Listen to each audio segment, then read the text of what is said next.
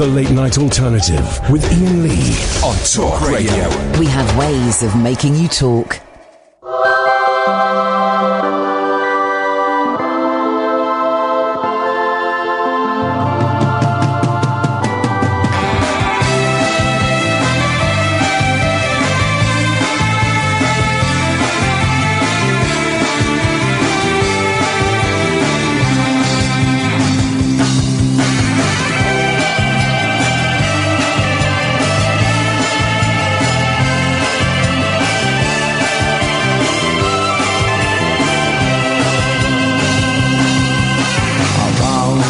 In another world, out on the street last night, looking at the sky just as the sun went down, and standing by the side of my neighbor, I saw you screaming on down the horizon. Mister, you're a far better man than I know that you'll be back someday.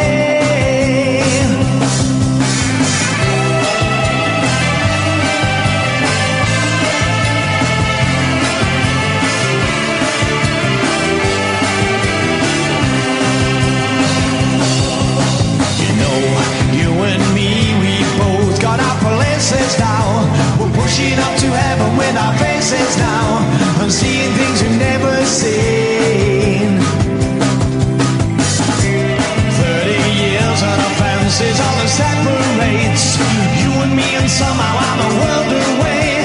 I guess we'll get it right someday.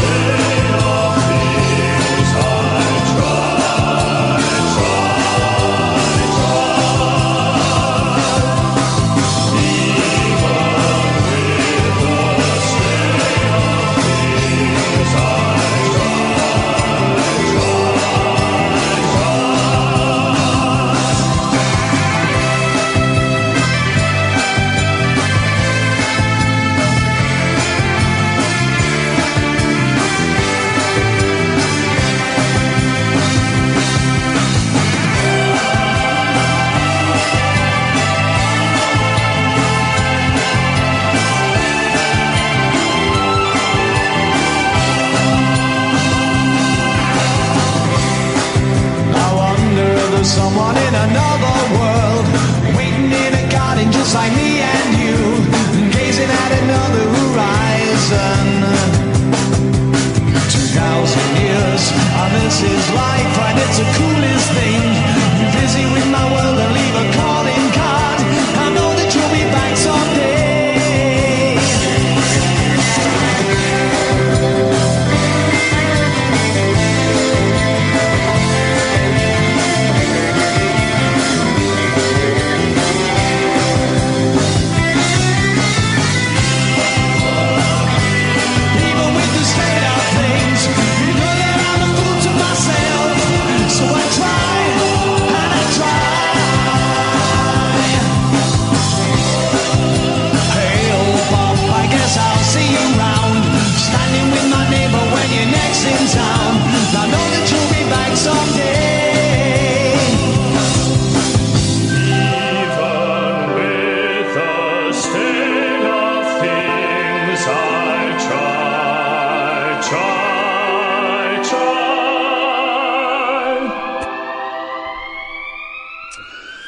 That was Clint Boone, the Clint Boone Experience. Clint Boone, of course, the keyboard player.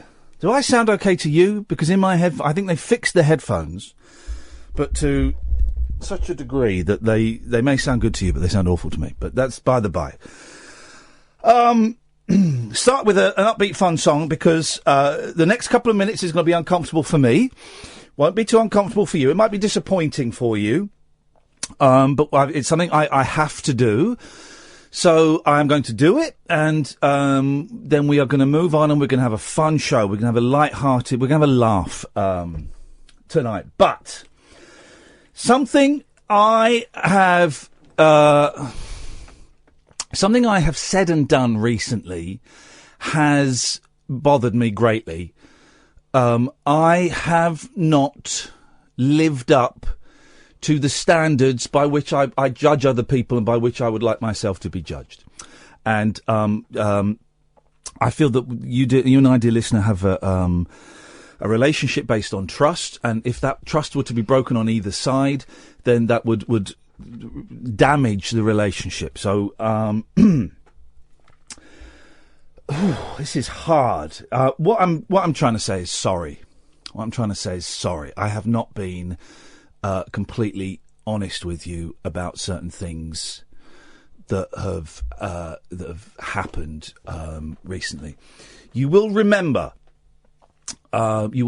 recently that I have had two big news stories about me. One involved an accident with a well, falling down a well, and the other involved being attacked by an owl.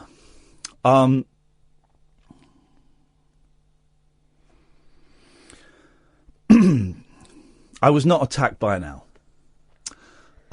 That is an untrue story. It's a lie that was made up. And I can tell you why I made it up, although I suspect some of you are switching off already. The well story is true. Everything about the well story is true. And I enjoyed the attention that I got. It's new for me to have the press focusing on me and being interested in what I say.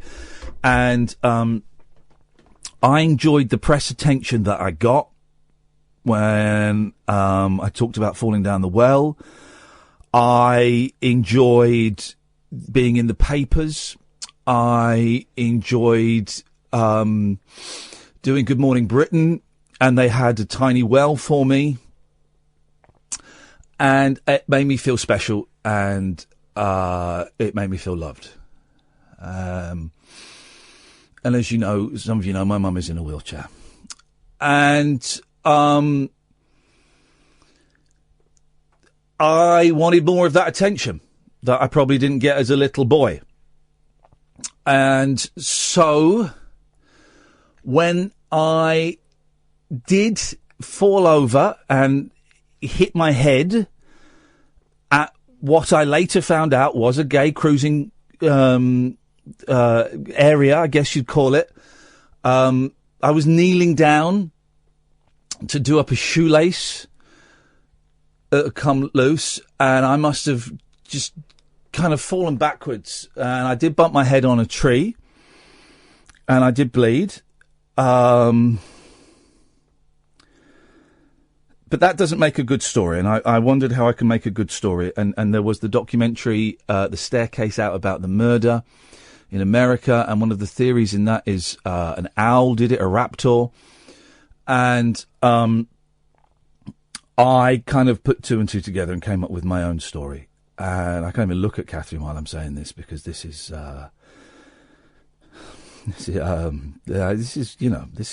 shameful stuff, man. So I knew the owl thing. I'm so sorry, Catherine. I'm so sorry. Can I? It's not, no. Okay.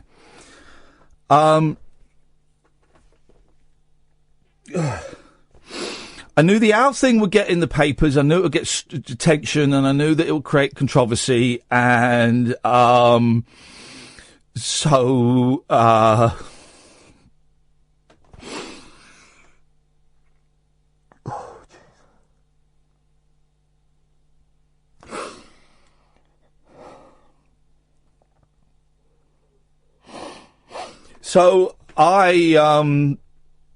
I said I'd been attacked by an owl, and I hadn't. I'd just fallen backwards whilst tying my shoelace in a gay cruising area. And this has been bothering me for a long time.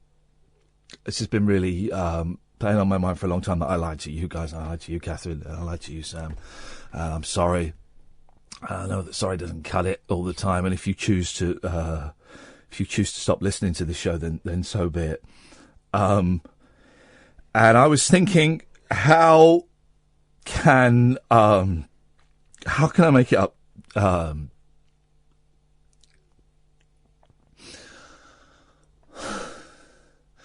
How can I make it up to you guys?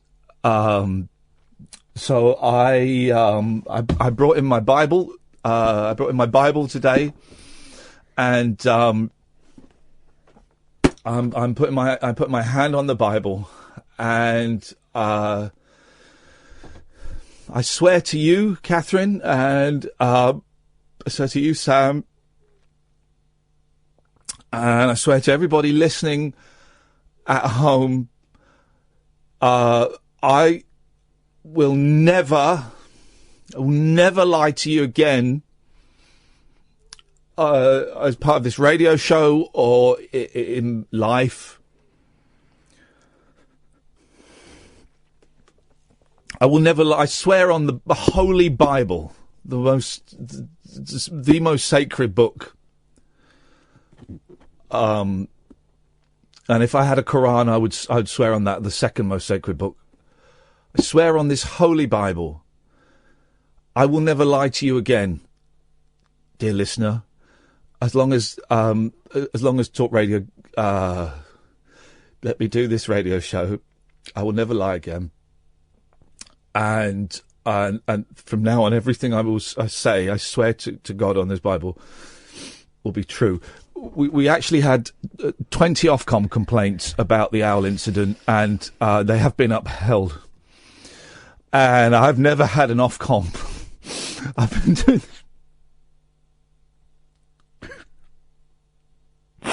been doing this job, and I love this job so much for 20 years, and I've never had an Ofcom. And we've had these Ofcom complaints upheld, and I've brought shame on me, on you, Catherine, as the producer of this show, Sam, and I have brought shame on Talk Radio, and I've brought shame on British Broadcasting, fake news.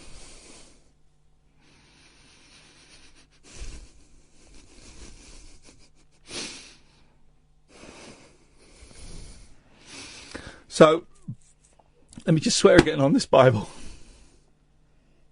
that I swear to you, never lie. I'll never lie on this show ever again.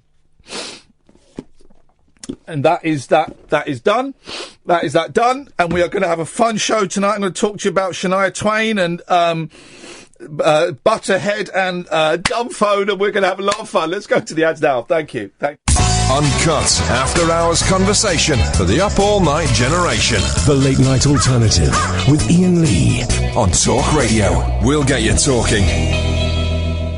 Let's crack on with the show. Let's not dwell on that. 0344 499 1000. Going to be a fun show tonight, guys. It's going to be a very fun show. I'm going to talk to you about my dumb phone that I bought. My dumb phone. Ken's on the line. Good evening, Ken. Good evening, Iain. I want to commend you here, Iain. And it's not flattery, for your honesty and for your courage, man. That's courageous what you did tonight, and it's honest. Thank you, Ken. And you have to be commended for that. Thank you. Out of dishonesty comes ultimate honesty. Yes, listen, we're all guilty of sin, Iain. Every single one of us are guilty. And that book... Out of death comes sweetness. Well, that's not quite the quote, is it? What is it? What did you say? Out of death comes sweetness. Well, I've never heard that one. No, it's the one about the Daniel and the lion, and then the bees make a honey pot inside the lion, don't they? The bees, yes. And there's a quote in the Bible. It's on the front of syrup, golden syrup. But I can't remember what it is. But anyway, go on. Sorry. Yeah, but I would just like to say to you, you laid your hand on the back. See, the biggest problem in the world is mankind's sin. This is not a religious spiel here. I'm telling you the truth. We all know we're guilty sinners. We're all full of pride and lust. Every single one of us are in the same state. Now, you said you laid your hand on the Bible, Iain. Now, in that Bible, it is God's book, and he tells us in the Bible that he loves sinners, and he died on the cross in the person of Jesus that you and I could be forgiven and set free from our sin and our guilt. Yeah. This is the greatest news in history, Iain. This is fantastic news for me, a sinner. When I called in the name of Jesus driving a truck down the highway in Canada and asked God to forgive me of all my unbelief and my sins, and it came from my heart, nothing to do with churches. I realised there's a God who loves me and he sent his son Jesus to die for me. and I acknowledged my guilt and my sin, and I sincerely asked for forgiveness, God heard my cry because I believed that Jesus died for my sins and rose from the dead, and he forgave me. Yep. Well, that is the beauty of it, Ken. And this is wonderful, Ian. It is, and I appreciate your call, brother. Thank you, man. Let's go to Andy. Good evening, Andy. Hey, Ian. How you doing, man? I'm all right, thank you, mate. I'm all right. It's an emotional night, but already I feel a little bit lighter. Listen, before we start, I don't want to wreck over any ground that you just covered, because you did it, as eloquently as I expected you to. But you did say something that I just want to pick you up on. Yes. You said you enjoyed feeling special and you enjoyed feeling loved. Yeah. Well, you are special and you are loved. Come on now. And regardless of what you've done, whatever, all that nonsense, that's never going to change. You're going to set me off again, Andy. But I appreciate what you're saying. There's very kind words, but I don't feel special. But thank you. We all have good times. We all have bad times, don't we? But the most important thing is that we keep on having them times. Yeah, it really is, and that's the thing. Don't stop having those times. Exactly. Now, listen, I called up last week to speak to Kath. Yes. Is she there? Kath is here. Yeah. Hello, you. Hey. You asked me to give you a call after Gay Pride and let you know how I got on. Oh, yeah, go on then. Can I go to sleep now? Good times? It's been a lot of fun, yes. It's been a lot of fun. It's been quite tiring, quite stressful with the anxiety at times, but it's definitely been very good. Got to go to Annie's on Friday night, which was amazing. Annie's in Manchester? Yeah. Isn't it, though? Isn't it? Oh, Ian, it's so good. It's like stepping back into, like, the 40s or something, in a good way. I went with a friend there for dinner on Friday night, and I went, I can just spend the whole weekend here. Yeah. It was heaven. The service. For those who don't know, Annie's is a lovely little restaurant in Manchester. It's owned by Jenny McAlpine and her husband Chris. And we went there when we were in Manchester, Kath and I, because I know Jenny and I know Chris. And I said, we talked about Annie's a lot when we were in the jungle. I was like, if I'm in Manchester, I'll go. So we went there for our lunch one day, and then the next day we're going out for breakfast, and we didn't know where we were going, and about 10 minutes later we're walking back to Annie's, aren't we? And we did, and we went back and had breakfast there, because it seemed like a sure bet. So, it's a good place. I'm glad you went. Thank you for that. I mean, I'm not any kind of commissioner or anything like that, I swear to God. But if you're in Manchester, people, you have to go. It's so good. The music and the food. And I had a burger. And at first I thought, a burger? But it was outstanding. It was just incredible. Yeah. And then Gay Pride was great. Got to see some really good acts. Went to see Piff the Magic Dragon at the Comedy Store last night. He's huge in America, right? And because he was on America's Got Talent, I paid him 25 quid once to do a gig above a pub. Really? Yeah, and he's a great magician. Yep. Tricky guy. I think I can say tricky guy. I found him on that night. Last night, and he's a bit acerbic. Yeah, and I found him like that in real life. I had to stand with him. He had another gig, and I had to stand out in Camden High Street with him, trying to flag down a black cab for him. When I was supposed to be hosting a show. But, that's cool. I thought his act was brilliant. He's great. I love magic. You know me, Andy. I love magic, and he's a great magician. Yeah, exactly. And he is very, very, very entertaining. He's just... I've always enjoyed the Jack D kind of dry sense of humour and stuff like that, and he does that brilliantly. But you know what they say, don't you? It takes more muscles to frown than it does to smile. Oh. And I've always been quite lazy. Oh. You know? Hang on, let me work this out. Hang on. So you smile. He smiles a lot. Yeah. Because he's simple. Is that what the thing? Have I got the equation right? Exactly. This guy's simple. So I reckon that's it. I reckon Piff's just an exercise freak. He's saying Piff, guy, by the way. It doesn't sound like Piff on the phone line, but he's saying Piff. Does it? No, you listen back and you see what it sounds like. Thank you very much, Andy. Take care, buddy. Bye-bye. Evening, Gatford. Hi.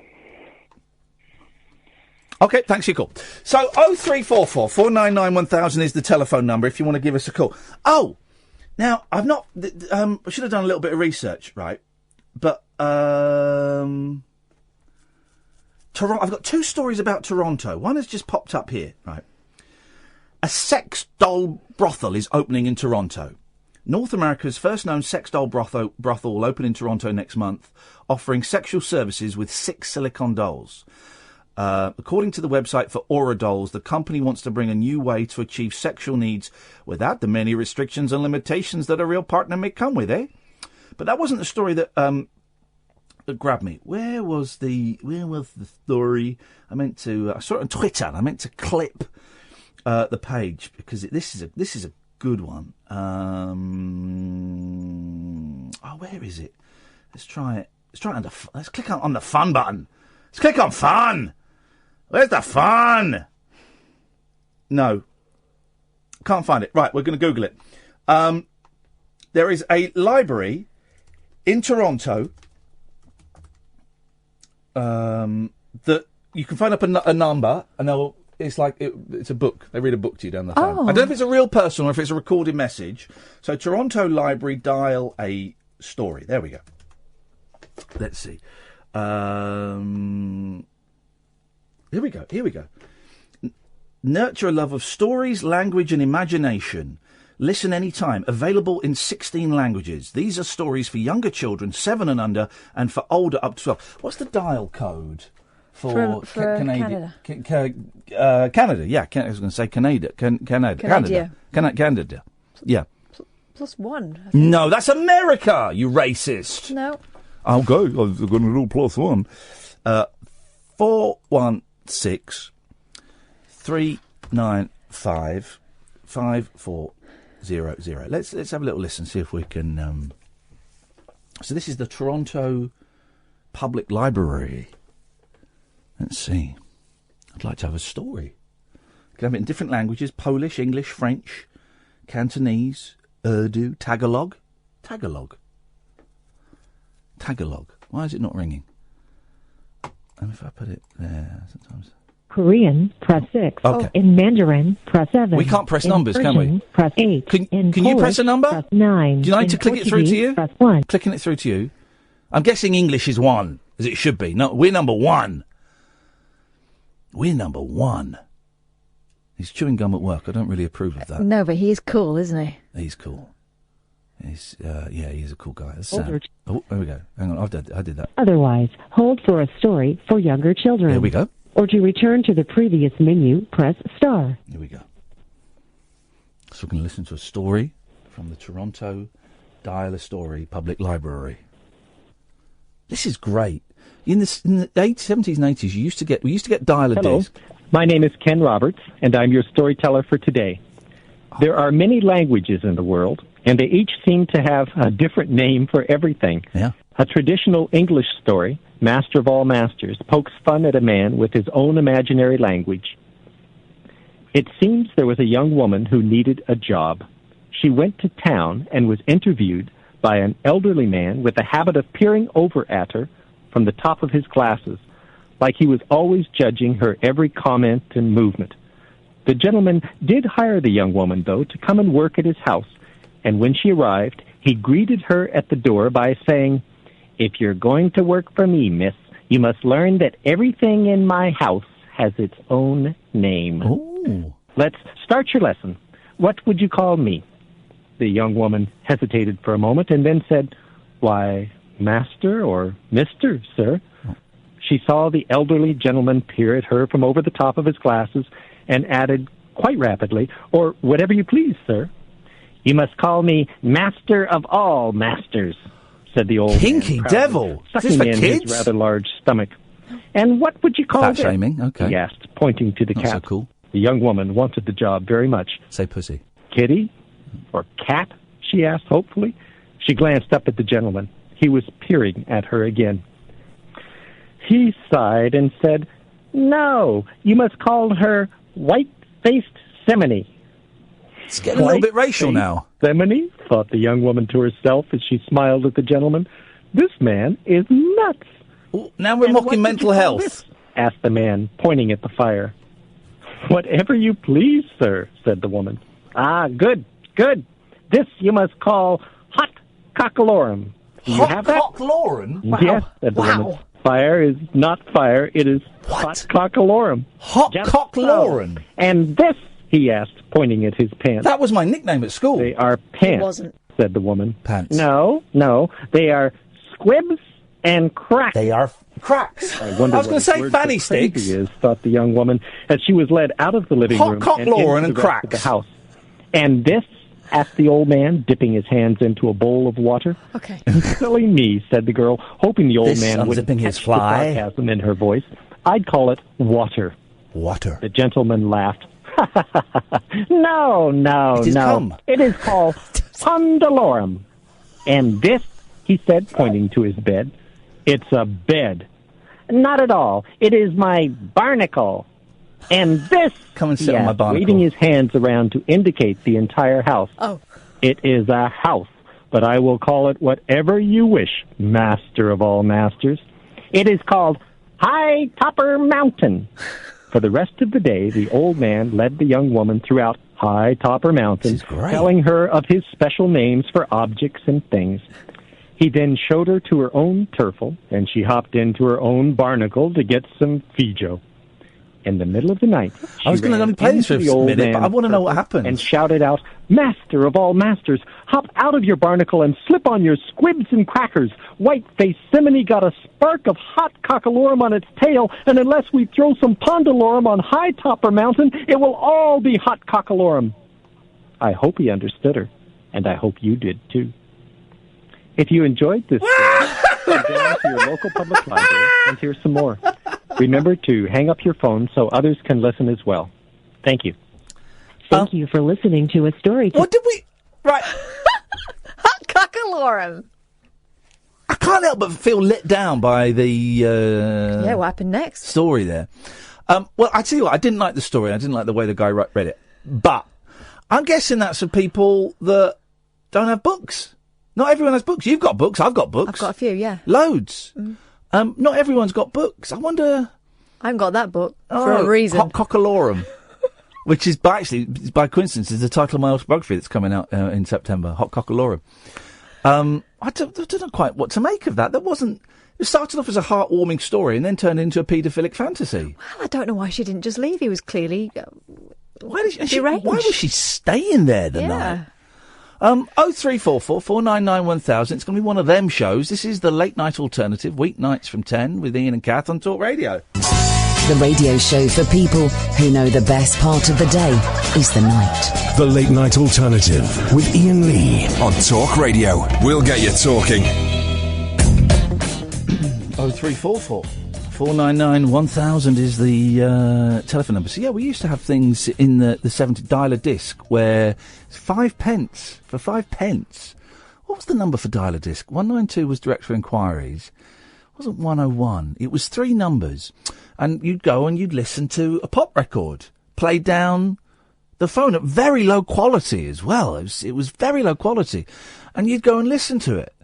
I wonder if there are any recordings of... dial-a-disc on YouTube. There must be. YouTube.org. Is it? No, it's .com. Dial-a-disc.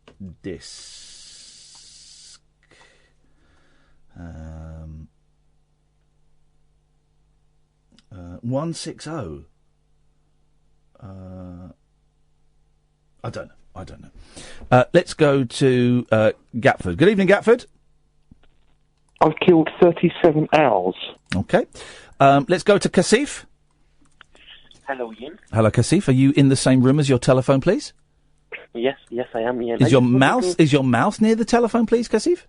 Yes. There it is. Yes. Now it is. It wasn't. Now it is. Yes.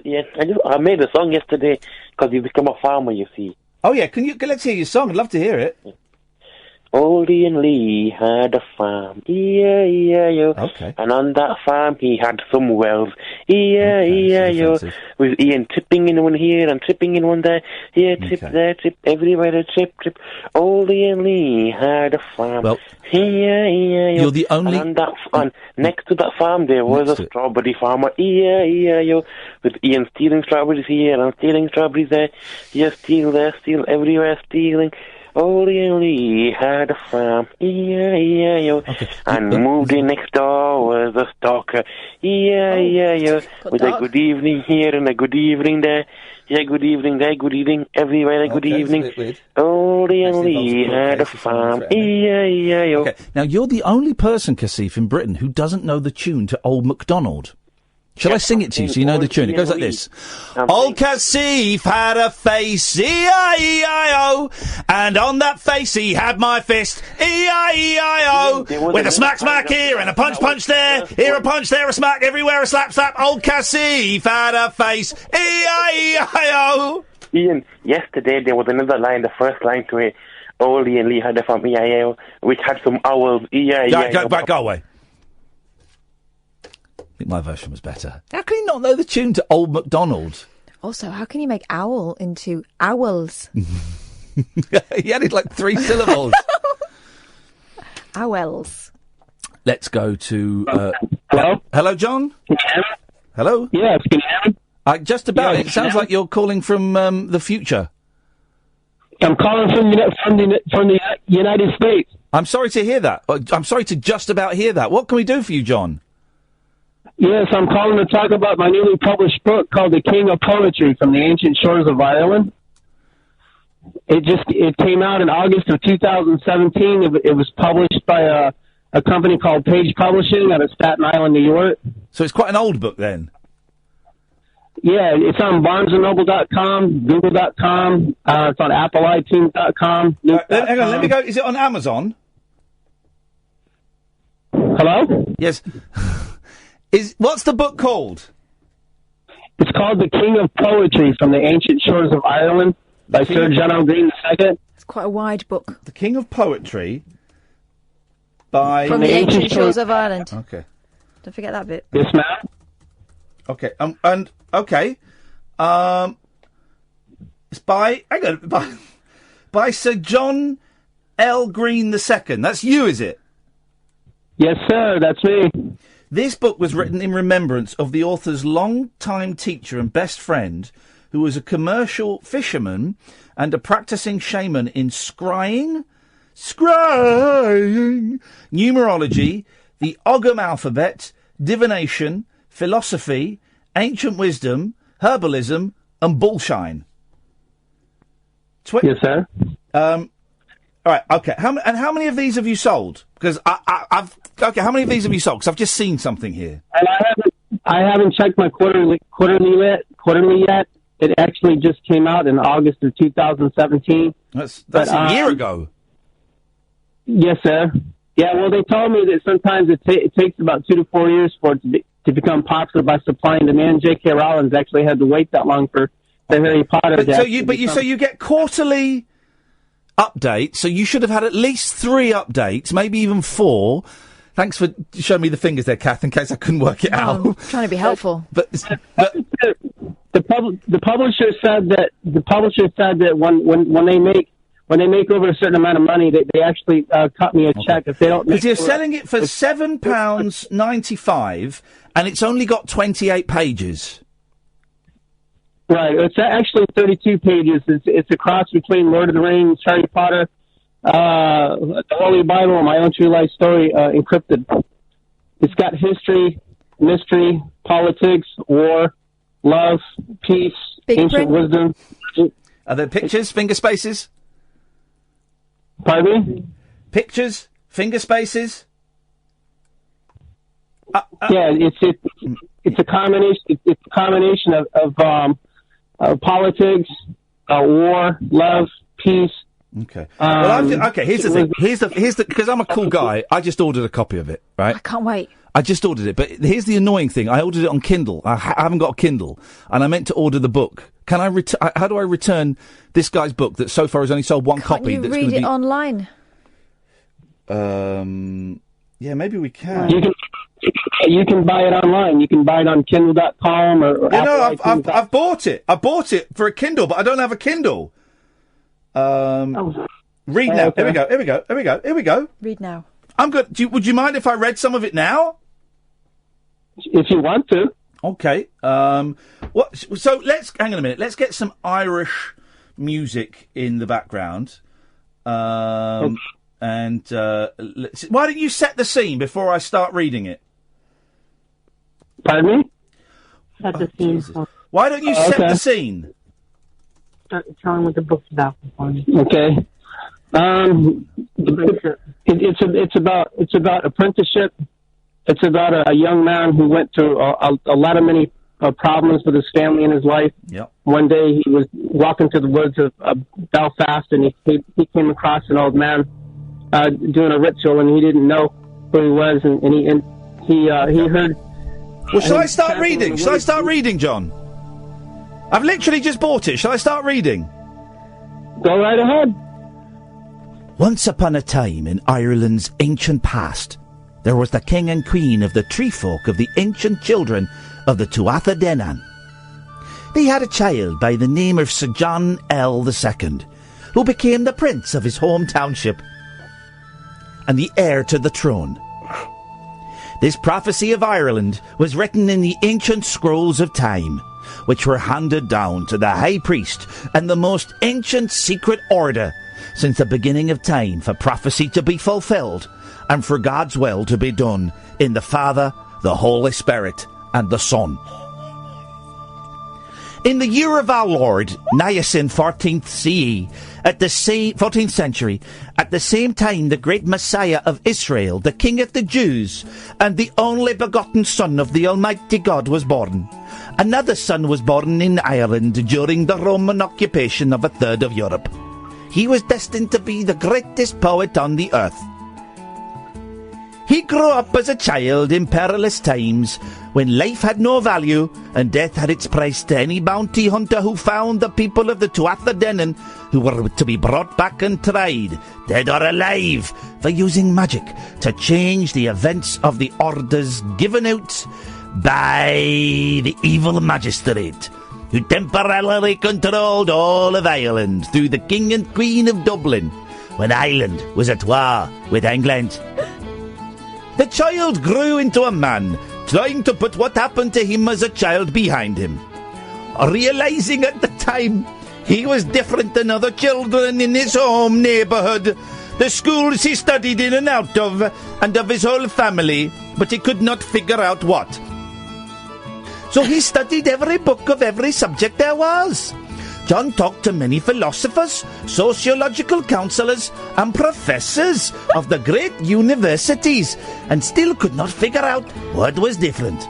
So he became a scholar, a writer, a poet, an artist, a musician, an herbalist, a camper, a hunter, a sailor, a swimmer, and a commercial fisherman.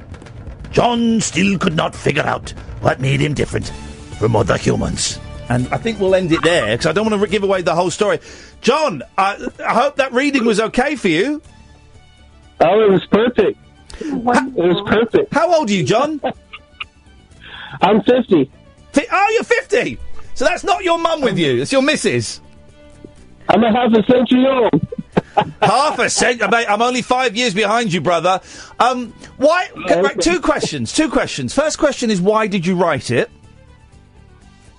Because I wanted people to know what kind of life I had, but I wanted it to be encrypted into a children's story, so it'd be easy to understand, not just for adults but for children too. And why? Here's the bigger question. Why did you phone us tonight? I'm so glad you did, John. And honestly, I hope you get that money, because I've bought that on Kindle, and I'm happy to put some money in your pocket, and I hope it shows up on your sales. But why did you call us? I just want people to know that when you're a writer, it's not just about the money. It's about the person. It's about the writer themselves. It's about the dedication. It's about what's in your heart.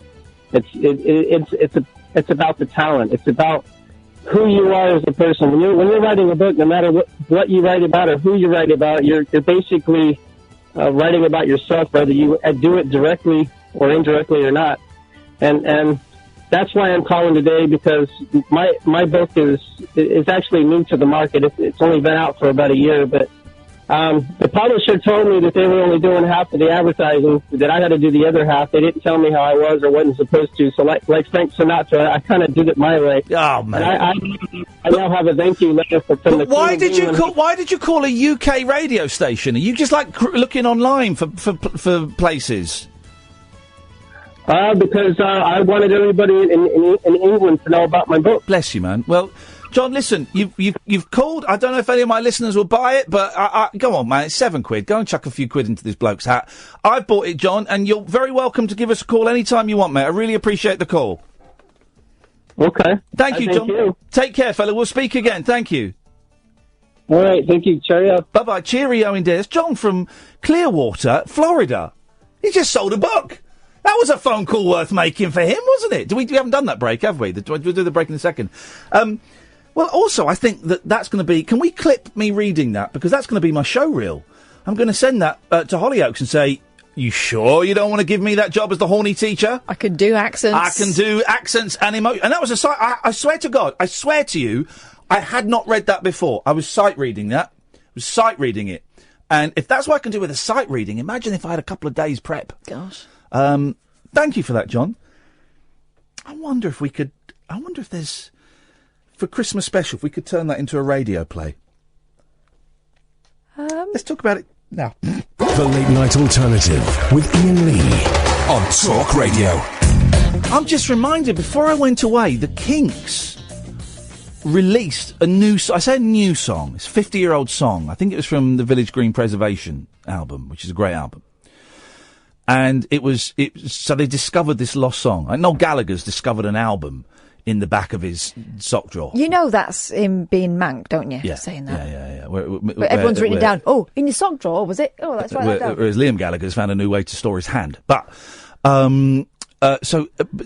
this Kink song just suddenly appeared online. It's stunning. I'll play it after 11, right? Okay. It is stunning. Absolutely. Easily one of the best Kink songs ever. And it only came out 2 weeks ago. I forgot about it because I came up before I went to America. 0344 499 1000. Good evening, Nigel! Oh, good evening, Ian. Oh, you sound a bit down, Nigel. What's wrong? I am quite fed up still, yeah. I'm bound to be, aren't I? But I've got so many bills to worry about, you know? Yeah.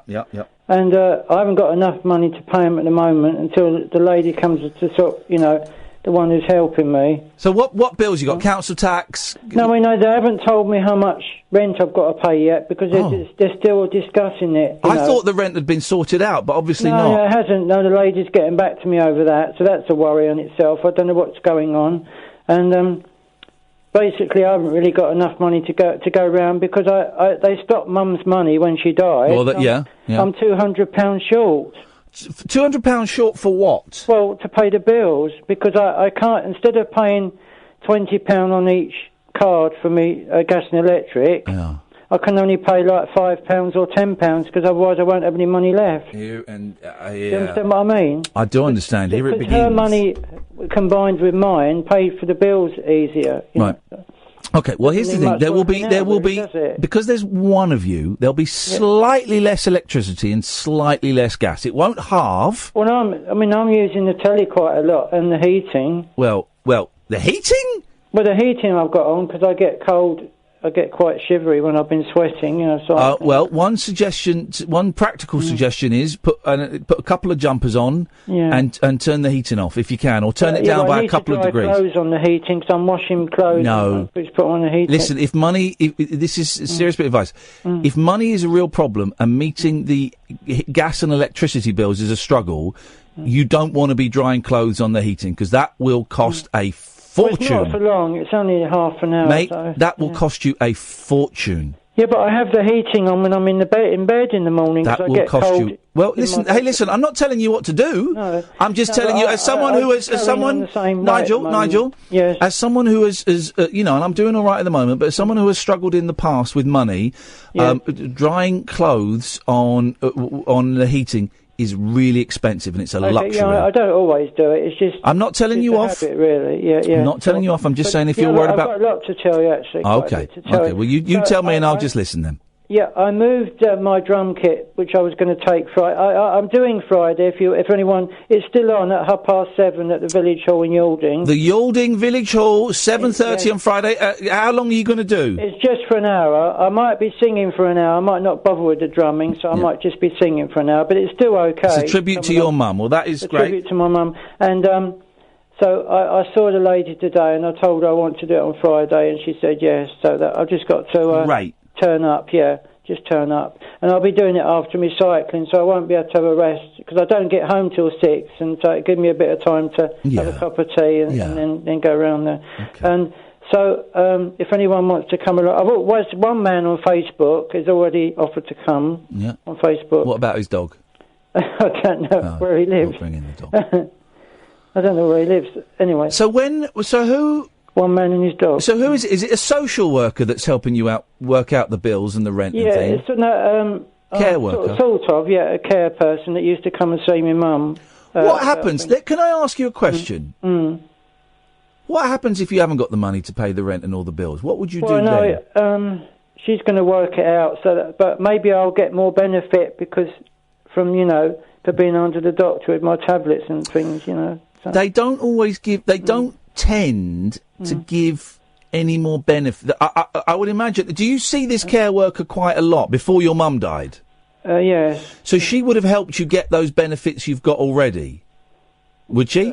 No, she didn't get me those benefits. Okay, well maybe there's a few more benefits you're entitled to, but you tend you might get PIPs or something. They've all changed the name. It would have been DLA, Disability Living Allowance. I'll probably have to go to the job centre again and have another interview, I expect. Yeah. And try and get me money raised. But supposing you couldn't, have you got a backup plan if you couldn't meet the rent? No. Okay. Well, make sure. When are you meeting her again? She's coming probably sometime the end of this week. All right. Well, you have a good chat with her. Oh, yeah, what I was going to tell you. I haven't told you what I was going to tell you. I was getting my drum kit out of the corner of Mum's bedroom, and it's all ready to take. I probably will. I might get someone to help me to take it round. Yeah. So I might be drumming as well. And I found Mum's will. Yeah. But I didn't know she did one, and I found her will, and it says all the belongings in the house go to me, Mr. Nigel Reader. Which is good, isn't it? That's good. Puts them down, yeah. And also I found a life insurance that she's been paying for, and it's so I'll probably get that later on. The life insurance she's been paying for years. Okay. That will be going.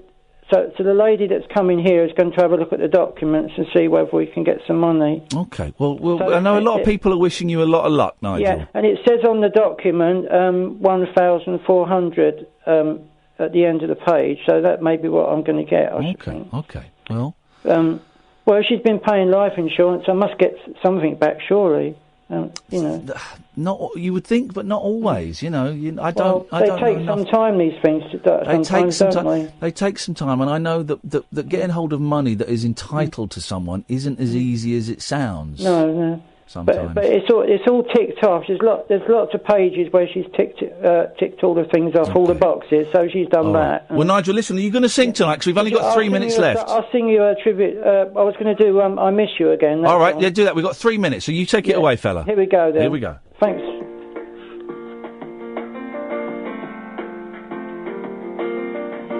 Sha-la-la-la, sha-la-la-la.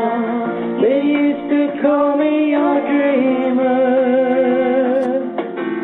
Said I was sent straight down from heaven. You told me close to your eyes. Oh yeah. I saw the way you felt so strong. I never wanted you to leave. I wanted you to stay here holding me. I miss you. I miss your smile.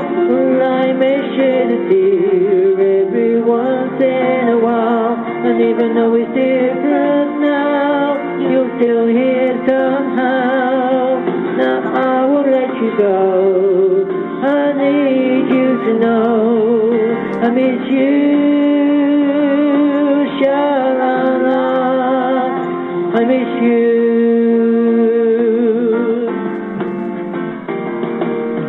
They used to call me your dreamer.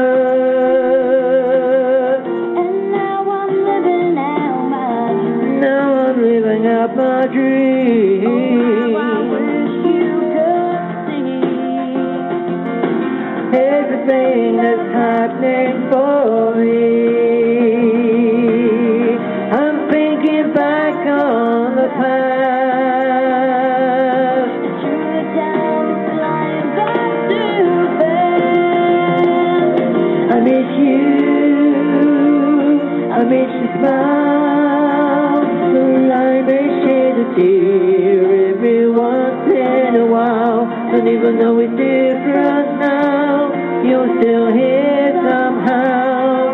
Now I won't let you go. I need you to know I miss you.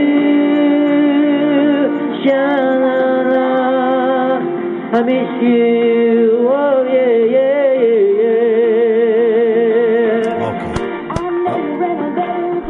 In a better place, see your face, even though it's not here with me. I miss you, I miss your smile, and I miss you to hear every once in a while. You're still here somehow.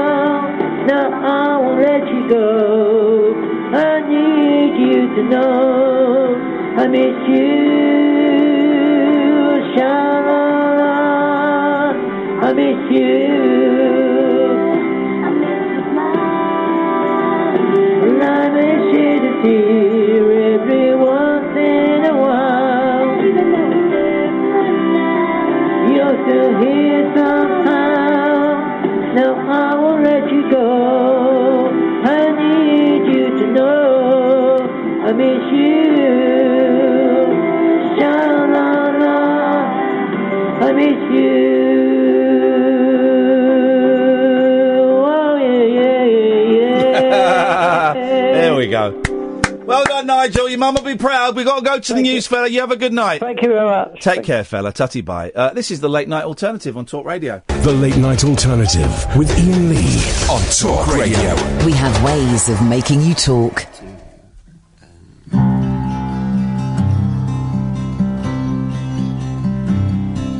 Time lives our lives with us, walks side by side with us.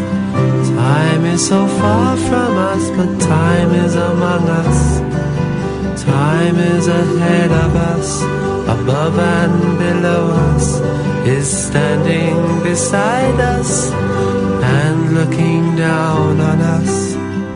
When we were young and our bodies were strong, we thought we'd sail into sunsets when our time came along. Now that we're nearing the end of the line, time has changed, time will heal, time will mend and conceal. In the end everything will be fine.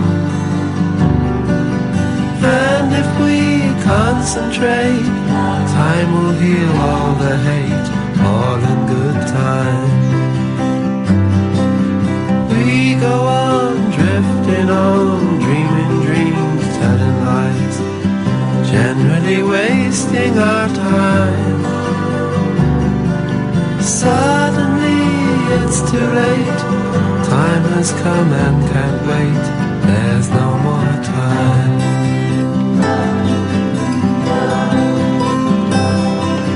We go on drifting on, dreaming dreams, telling lies, generally wasting our time. Suddenly it's too late, time has come and can't wait, there's no more time. Wasn't it? Goosebumps. One more and we'll have it. Goosebumps. That's a good one.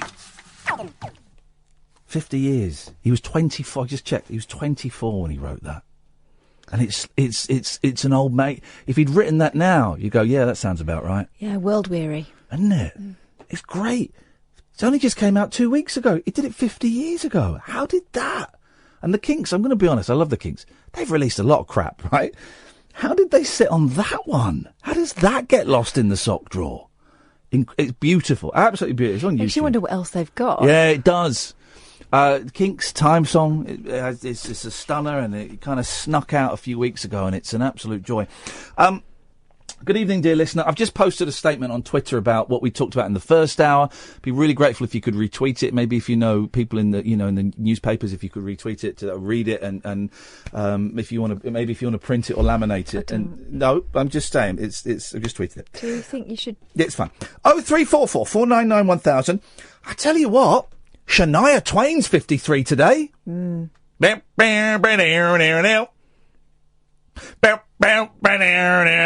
don't impress me much. You're still the one I cling to. Oh, we're getting the medley, are we? The one I want to sing. You know, I nearly kissed her once. Yeah, and then she moved. It was a comedy piece for a television show, but we went in for the snog, and then it cut. The shot cut. She's one. Man, I feel like a woman. Trump supporter, innit? I've not finished. What? Yeah. Shut up. That's fake news.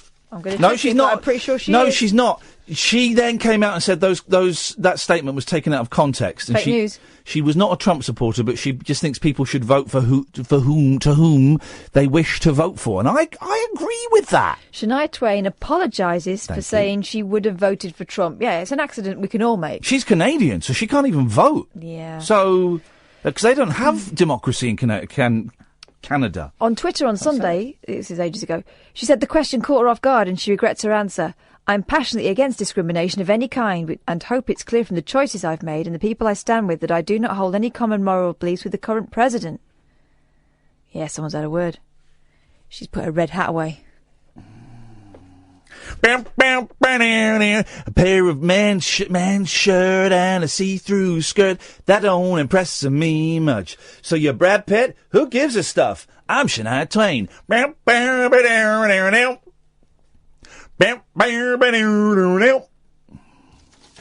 So you're Brad Pitt? Who gives a stuff? I love her. It's a great song. That don't impress me much. Great singer, great singer, great songwriter. I lost. Great looking lady. Well, she looks hot. She looks hot. I want to lick her body, even though she's 53. I want to lick her body. God. I want to lick her booty. Oh my. I want to lick Shania Twain's boots and her booty. I'm going to lick Shania Twain's boots and booty and her local branch of boots. That's how much I love that woman. And I'm going to fire a gun. Not at her. Into the sky. I'm going to toss my hat into the sky and shoot it. And then I'm going to lick her boo. Her boyfriend, her boo. I'm going to lick everything beginning with boo. Booty, boots. Boots the shop, I don't boo. And then I'm going to play a record. Okay. It's 2018, mate. You can't say that stuff anymore. Yes, you can. She's a fine-looking lady. You saying I can't say a lady looks fine and want to lick her all over her booty and her boots? A booty's private, man. Private booty.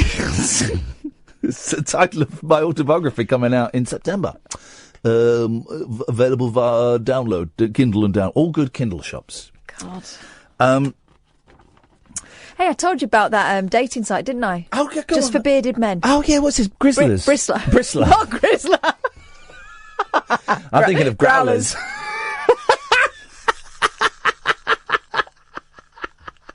We discussed that as well. That should be a site. I'm always thinking of Growlers. And that's why I got divorced. Me and Katie Puckett were talking about that. Oh, yeah, now I'm thinking of yours and Katie Puckett's Growlers. Because of L7 on the word, moving a guitar. What happened? She exposed of a growler? Yeah, she was starkers. She dropped her trousers. Dirty cow. And they did a close-up on her guitar just towards the end of the show. That was risky business. She moved the guitar. I bet it was old school hairy. Yeah, proper 90s growler. Yes, man. Anyway, it's not. I'm trying to keep the show a little bit more family friendly. Bristler is for men with beards. Okay, is it excessive hair? Is it gay? Is it gay men? I'm going to check. Bristler. No E. Connecting those with beards to those who want to stroke them. Create your free account today. Do you have a beard? Yes or no? Yes. Let's create an account for the show. No. Okay. Is there a hookup site for single dads? Because I've been thinking a lot, dads. Dilfs. Oh my God. Dilbert. Because I've been thinking a lot about what you said, and you're telling me that basically America was horny for me when I was over there, and I didn't know about it. The world is now, because you're a man, right? Single mums get a bad name. Yeah, single mums. Oh, it's their own fault. Council, they're having babies to get council flats. We know that. You see him pushing a pram with a fag on, and that's just the babies. Single dads. Oh, bless him. He's been left in the lurch, and he's doing his bit. God, what a man. Magnet. So I am now we don't stream the show on YouTube and iTunes, YouTube and Periscope, and thanks to the people, we've had several people, a handful, a clutch of people say, well, you've lost a listener. Well, just to let you know, you're listening on that way didn't actually count as a listening figure anyway.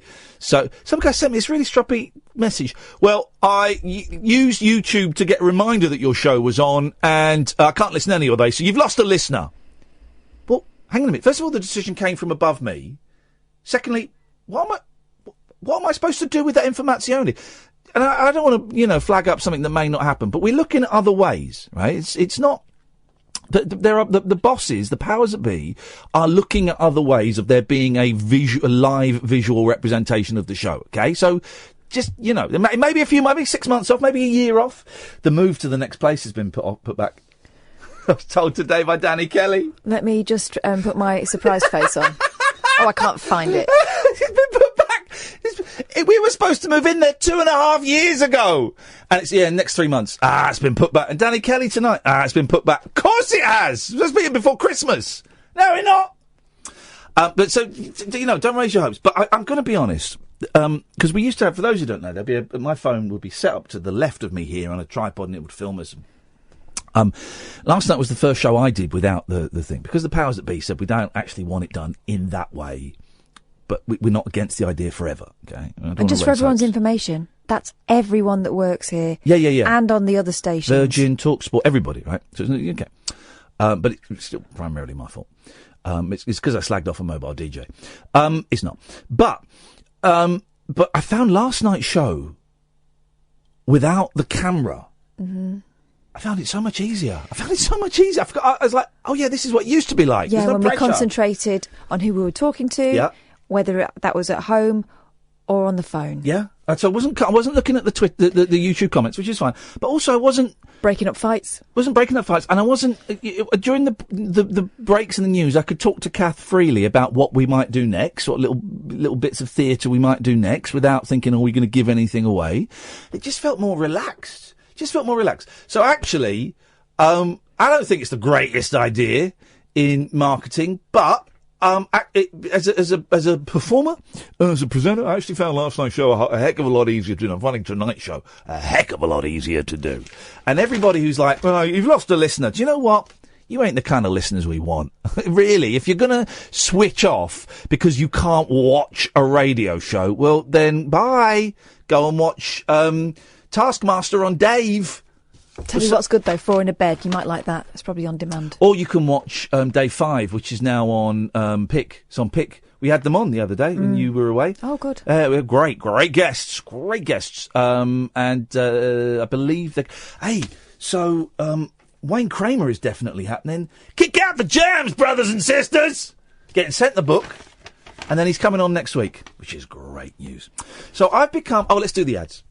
Late night conversation worth losing sleep over. The Late Night Alternative with Iain Lee on Talk Radio. We have ways of making you talk.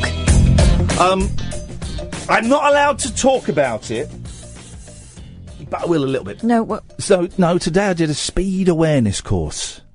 I broke the law. And I served my sentence. I served it well. Served my time. Served it well. No, you didn't. You did detention instead. No. I was in prison for 3.5 hours. We finished early. I got let out for good behaviour. I was in prison for 3.5 hours. I could not leave that meeting room in that hotel in Luton. Otherwise, I would be tasered with 3 points on my not literally tasered, metaphorically tasered with 3 points on my driving licence and an excessive fine. So I had to go through an excessive fine or a justified fine because you did the wrong thing. Well, no, excessive. I went to this prison camp today to avoid the points and avoid the fine. I think I had to pay more because I had to pay for the course. I think I paid like £100 for the course. But no points. And I can't tell you about the people I met. Let's just say I was the joker of the class. I got a lot of laughs. You'd have been very proud of me, guys. Got a lot of laughs. Said some funnies. Got a lot of the answers right as well. Well, that's the important thing. You're not there to have fun. I can show you. You're there to learn. I can show you the book. My workbook. There's my workbook. I can't. The gentleman I told you about. That I'm not allowed to say on the radio because it's supposed to be confidential, but 60 miles an hour in a single lane carriageway. Mm-hmm. Now, hang on. What's a dual lane carriage? It's a dual carriageway. What's a dual carriageway, please, Catherine? It's got 2 lanes going in the same direction. No, it hasn't. Sam, do you drive? Come on the microphone, buddy. Hey. What's a dual carriageway, mate? A double-laned road on both sides. Incorrect answer. 0344 499 1000. You just failed your test. 0344 499 1000. You Google it and I'll come around and I'll smash flipping fingers in. Smash your keyboard up. What is a dual carriageway? Oh, you don't know? Oh, Catherine. Thing is, I don't need to know because I don't break the law. Yeah, okay. Well, then what's the speed limit on a dual carriageway? Dual? 70. When you're towing a caravan? I haven't got a caravan. You haven't let me finish the question. I ain't got a caravan, mate. Okay. About 50. Okay, but it's not. It's 60. What's the speed limit on a single carriageway? You 60. don't even... You only know that because you looked at my book. No, I don't. I know that because I know the law. I didn't write down anything I've else not got any points ever. There's bits in here we have to fill in. What consequences might there be if you're involved in a collision? What stops you from driving? And he said, right, everybody, write down your answers and we'll talk about it in a minute. But he'd made a mistake. He said at the start, I can't make you write down any answers. It's like you sat there. Make me. Can't make me. You can't make me. Can't make me. It's that kind of attitude that got you in there in the first place. Well, I was a bit late, so I had to really motor to get there. But what is a dual carriageway? Come on. Tell me. Tell me now. It's got more than one lane in it. Incorrect. What then? Incorrect. All right. Oh, so it's only got one lane then? No, it's got more than one lane. Oh, excuse me. What's a single carriageway? What's a single carriageway, Catherine? One lane. Incorrect. Sam, get on that microphone now. You can drive. Can he drive? Can you drive? Yeah. What's a single carriageway, mate? A one-laned road. Incorrect answer. You are what is wrong. You are Broken Britain. You are Brexit. You are Trump's. No. You don't even know the name of the road. I've not caused any problems, You will do. You don't know the name of the road. Let's go to Paul. Evening, Paul. Ian, I know the answer, mate. Could you educate these idiots for me, please, Paul? First of all, what is a single carriageway? A single carriageway is a road with any amount of lanes, but it's not separated by a central reservation. Oh, boily. Bam, bam, bam. It can have any number of lanes. Thank you, Paul. And Paul, can I ask you another question, mate? Of course. What's a dual carriageway? Hang on a second. Stop a minute, because, any number of lanes but not separated by a central reservation. Yeah. Well, then it's not going to have that many lanes, is it? No, it could have 4. Could have 4. That's very dangerous. I'm going to film Catherine now. No, you're not. Could you please, Paul, tell Catherine what a dual carriageway is? Same kind of thing. A dual carriageway can have any number of lanes, but it has to be separated by central reservation. Oh yeah, boily! Feel the humiliation. That's going up on YouTube. No, it's not. I don't give permission. This isn't a public area. I've stopped You're not allowed to film in here. First of all, I'm going to tell Uncle Rupert. No, okay. First of all, I stopped it before you said you don't give permission, so that's not part of the film. I've Secondly, said it on air. It's not a public area. No, it's not. It's private. Exactly. No filming allowed in here, apart from these cameras. Incorrect. No live streaming allowed in here. Oh, yes, mate. You're not allowed to put anything out that comes in. Goes on in here. That is true. That is balls. Well, let's see, shall we? Yeah, let's see, because I'm you about do to... it. Official complaint from me. OK, mate, I'm going to upload it to my computer. See what you've done, Paul. You're an SH1T stirrer, Paul. Can you ring Denny? Paul, thank you for that. And isn't it worrying, Paul, to know that so many people, when it comes to driving, are thick? It is, but I learned that at speed awareness course as well. So, so you're also a rule breaker. Well, yeah, just the once. You've got... Hey, listen. Just the once. Listen. You could have killed someone. Listen, Einstein was a rule breaker, right? Einstein was a rule breaker. Gandhi was a rule breaker. Nelson Mandela was a rule breaker. Hitler broke rules. These people all broke rules. Maybe scratch the last guy off, actually. That doesn't. But the other three dudes, they all broke rules. And they changed the world. And that's what me and Paul are doing. We are changing the world. They didn't have to go to a remedial class like you did. Oh, yeah, sorry, around the intellectual insults. Wait, I'm sorry. No, remedial is in remedy your problem. I'll remedy your face in a minute. Violence now, eh? No, who said I didn't say violence. What's wrong with my face? You said violence. What's with the personal insults? Where do you want me to start? Paul, Paul, when did you do your course? About a year or so ago, I think. And isn't it the most boring thing in the world?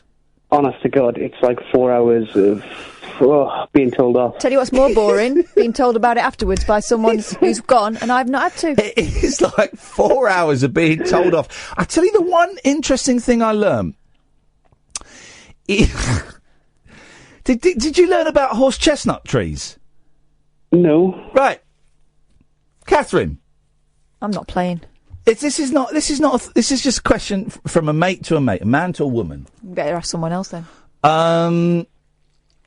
If there's a horse chestnut tree planted, why is there a strong chance you can... If say you're at the crest of a hill, the brow of a hill, let's call it, and there's a horse chestnut tree, why is there a strong chance you're going to find on the other side of that hill? This is a great one. Kids collecting conkers. You're an idiot. Do you know, Paul? Is it? I'm guessing it's going to be a fjord, is it? A fjord? What? We're not in Norway. Paul, you're a good sport. Thank you, mate. Let's see if Simon is. Simon? Yeah? If you're approaching the brow of a hill and you see a horse chestnut tree planted by the side of the road, why is there a strong chance you're going to see on the other side of that hill, buddy?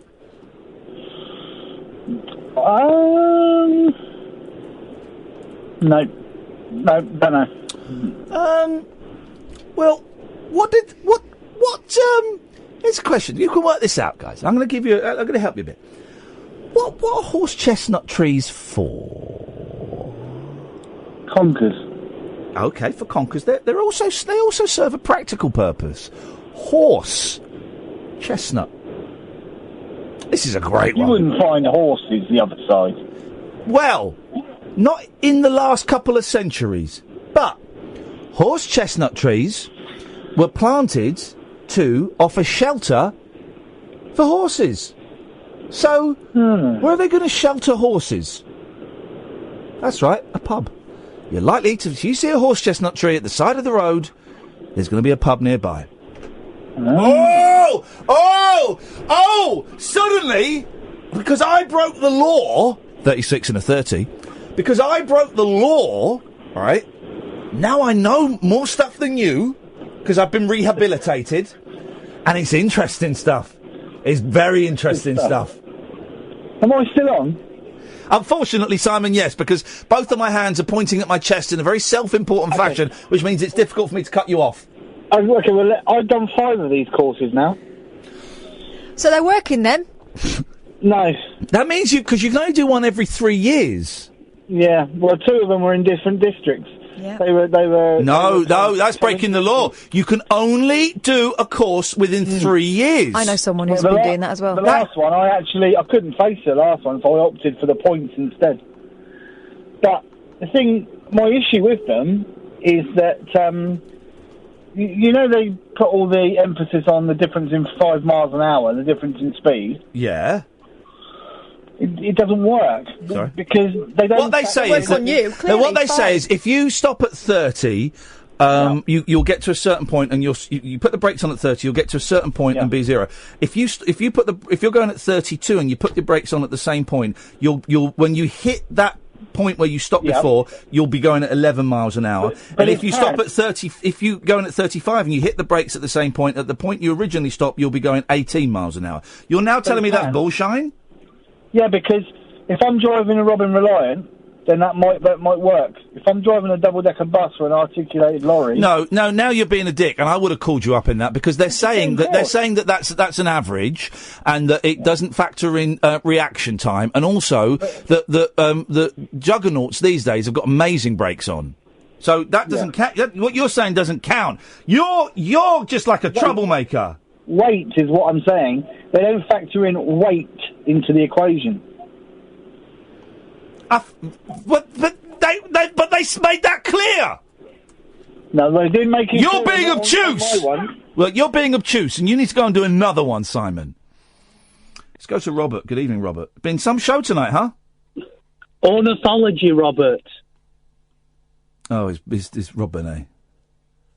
I've been looking at tits in trees. Oh, come on, mate. You've got to raise your game. We are this whole show. This whole show is hanging by a thread. We've been given a yellow card. You coming on and doing that material is really not going to help. I'm serious. I've got a family of blue tits in the tree outside. Okay, thanks very much for calling. Big tits. Oh, I tried to cut him off. No, that didn't work. Big tits shouldn't have been broadcast. I apologise for that. That should not have gone out. I thought I'd cut him off. Billy Stanley says, I attempted to call in just now to ask how Nigel from Maidstone was really getting on. Well, you didn't, because your number didn't come up on the screen, Billy. You've got to dial the number. 0344 499 1000 is the telephone number. You've got to dial it. It didn't show up on the screen, mate. So that is a lie. This is the Late Night Alternative on Talk Radio. The Late Night Alternative with Iain Lee on Talk Radio. We'll get you talking. I'm going to tell them what you said. So what is a dual carriageway, Catherine, for the safety of your children? Something you don't speed on. It can be anything with a central reservation. Yep, and that can be one Single lane either side. carriageway's got no central reservation. You can have loads of lanes. Don't matter. I mean, exactly. I mean, it sounds like it's not important, but yeah, I guess kids' lives aren't. I didn't get caught speeding, mate. No, and do you know what? There you've said it. There you've summed up your philosophy. You've summed up your disgusting. What, you got caught on purpose? Did you? No. Here we go. I wouldn't get caught. Well, I'm not. I wouldn't speed again. You wouldn't get caught because you're cleverer than the law. All right, Clouseau. Yeah. All right. You're cleverer than the law. You won't get caught. So you'll break the law. Don't break the law. You'll put kids' lives at risk, but you won't get caught doing it. No. Hit and run. You are. That's what you are. No, that's not what I said. That's what you meant. And the listener. It's not up to me. The listener knows what you meant. The listener knows. I think they do know. Exactly. I think they do. That's the thing. They do, though. I know, but they do know, though. Some of them don't. Not all of them. A lot of them don't know. Many actually don't have a clue. I'm going to give you that. But there'll be one. Yeah, there we go. If we're He's lucky, got an inkling. If she's listening tonight. At the Minnesota State Fair, one lucky princess, this is great, gets her likeness carved into butter. There's a butter lady. Look at that. Oh, my God. But what I'd do if I had a butter me is, first of all, I'd make the mouth wider. And then when I'd finish doing that, I'd just get slices of bread and just wipe it across my forehead. That's what I do. It's incredible. It's on Twitter. Butter sculptures, though, are a thing, aren't they? I told you about when my sister and brother-in-law went on one of their first holidays together. They went to quite a posh hotel. And there was a big sculpture. Yeah. In the breakfast room of a castle. Wow. Yeah, like all this buttery goldenness. Yeah. They thought we'll have some of that. So they took their knives and their little side plates. Oh. They took a chunk each and went and sat down. No, you're not meant to. Well, why was it there then? To look beautiful. Well, anyway, they took a chunk each, sat down, got their bread rolls, chose the softest ones from the basket, you know, the nice ones, not the ones with the bits on. And attempted to spread the butter. Yeah. It wasn't butter. What was it? It was wax. Eesh. Todd County 20-year-old is Minnesota's 2018 Princess K of the Milky Way. What does that mean? What does she win? Rebecca Paskovitz had her likeness carved in butter. A young woman from Todd County has been crowned... By the way, if there are any darers... What? Darers? Diarists out there... What? That could carve me into butter, I would love it. I would love it. I could probably have a go at that. Okay, would you? I made a sorting hat. Well, how can it be? Could you make got a very similar face. Right, that's tomorrow. Have you got time to make a me out of... time tomorrow. Well, you're a knob tease. Oh, that was and you're quick. the knob. That was quick thinking. No, a knob of butter. Oh. What you're doing with your eyes, by the way, I don't think you can do it, Emma. It's not politically correct. I've got an itchy eye. A young woman from Todd County has been crowned the Minnesota State Fair's 65th Princess K of the Milky Way.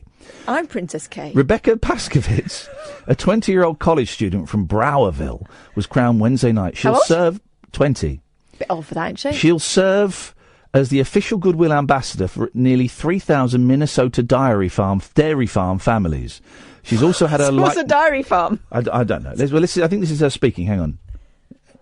At this moment, I couldn't feel more blessed, and I don't know if there's better words to encompass how I'm feeling than honored and humbled by this opportunity.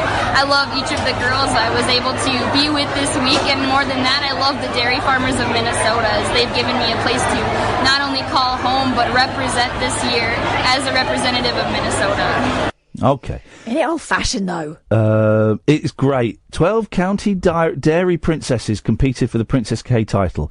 Blaze Dankers of... And none of these names are real names. I'm going to read some of the best names you're ever going to... Gavin, stay there. Come to me. I'm going to read you some of the best names you've ever heard in your life, right?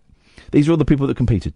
Blaze Dankers of Plainview, representing Wabasha County, and Carissa Lindquist of Kirkhoven, representing Kandiyohi County, were runners-up.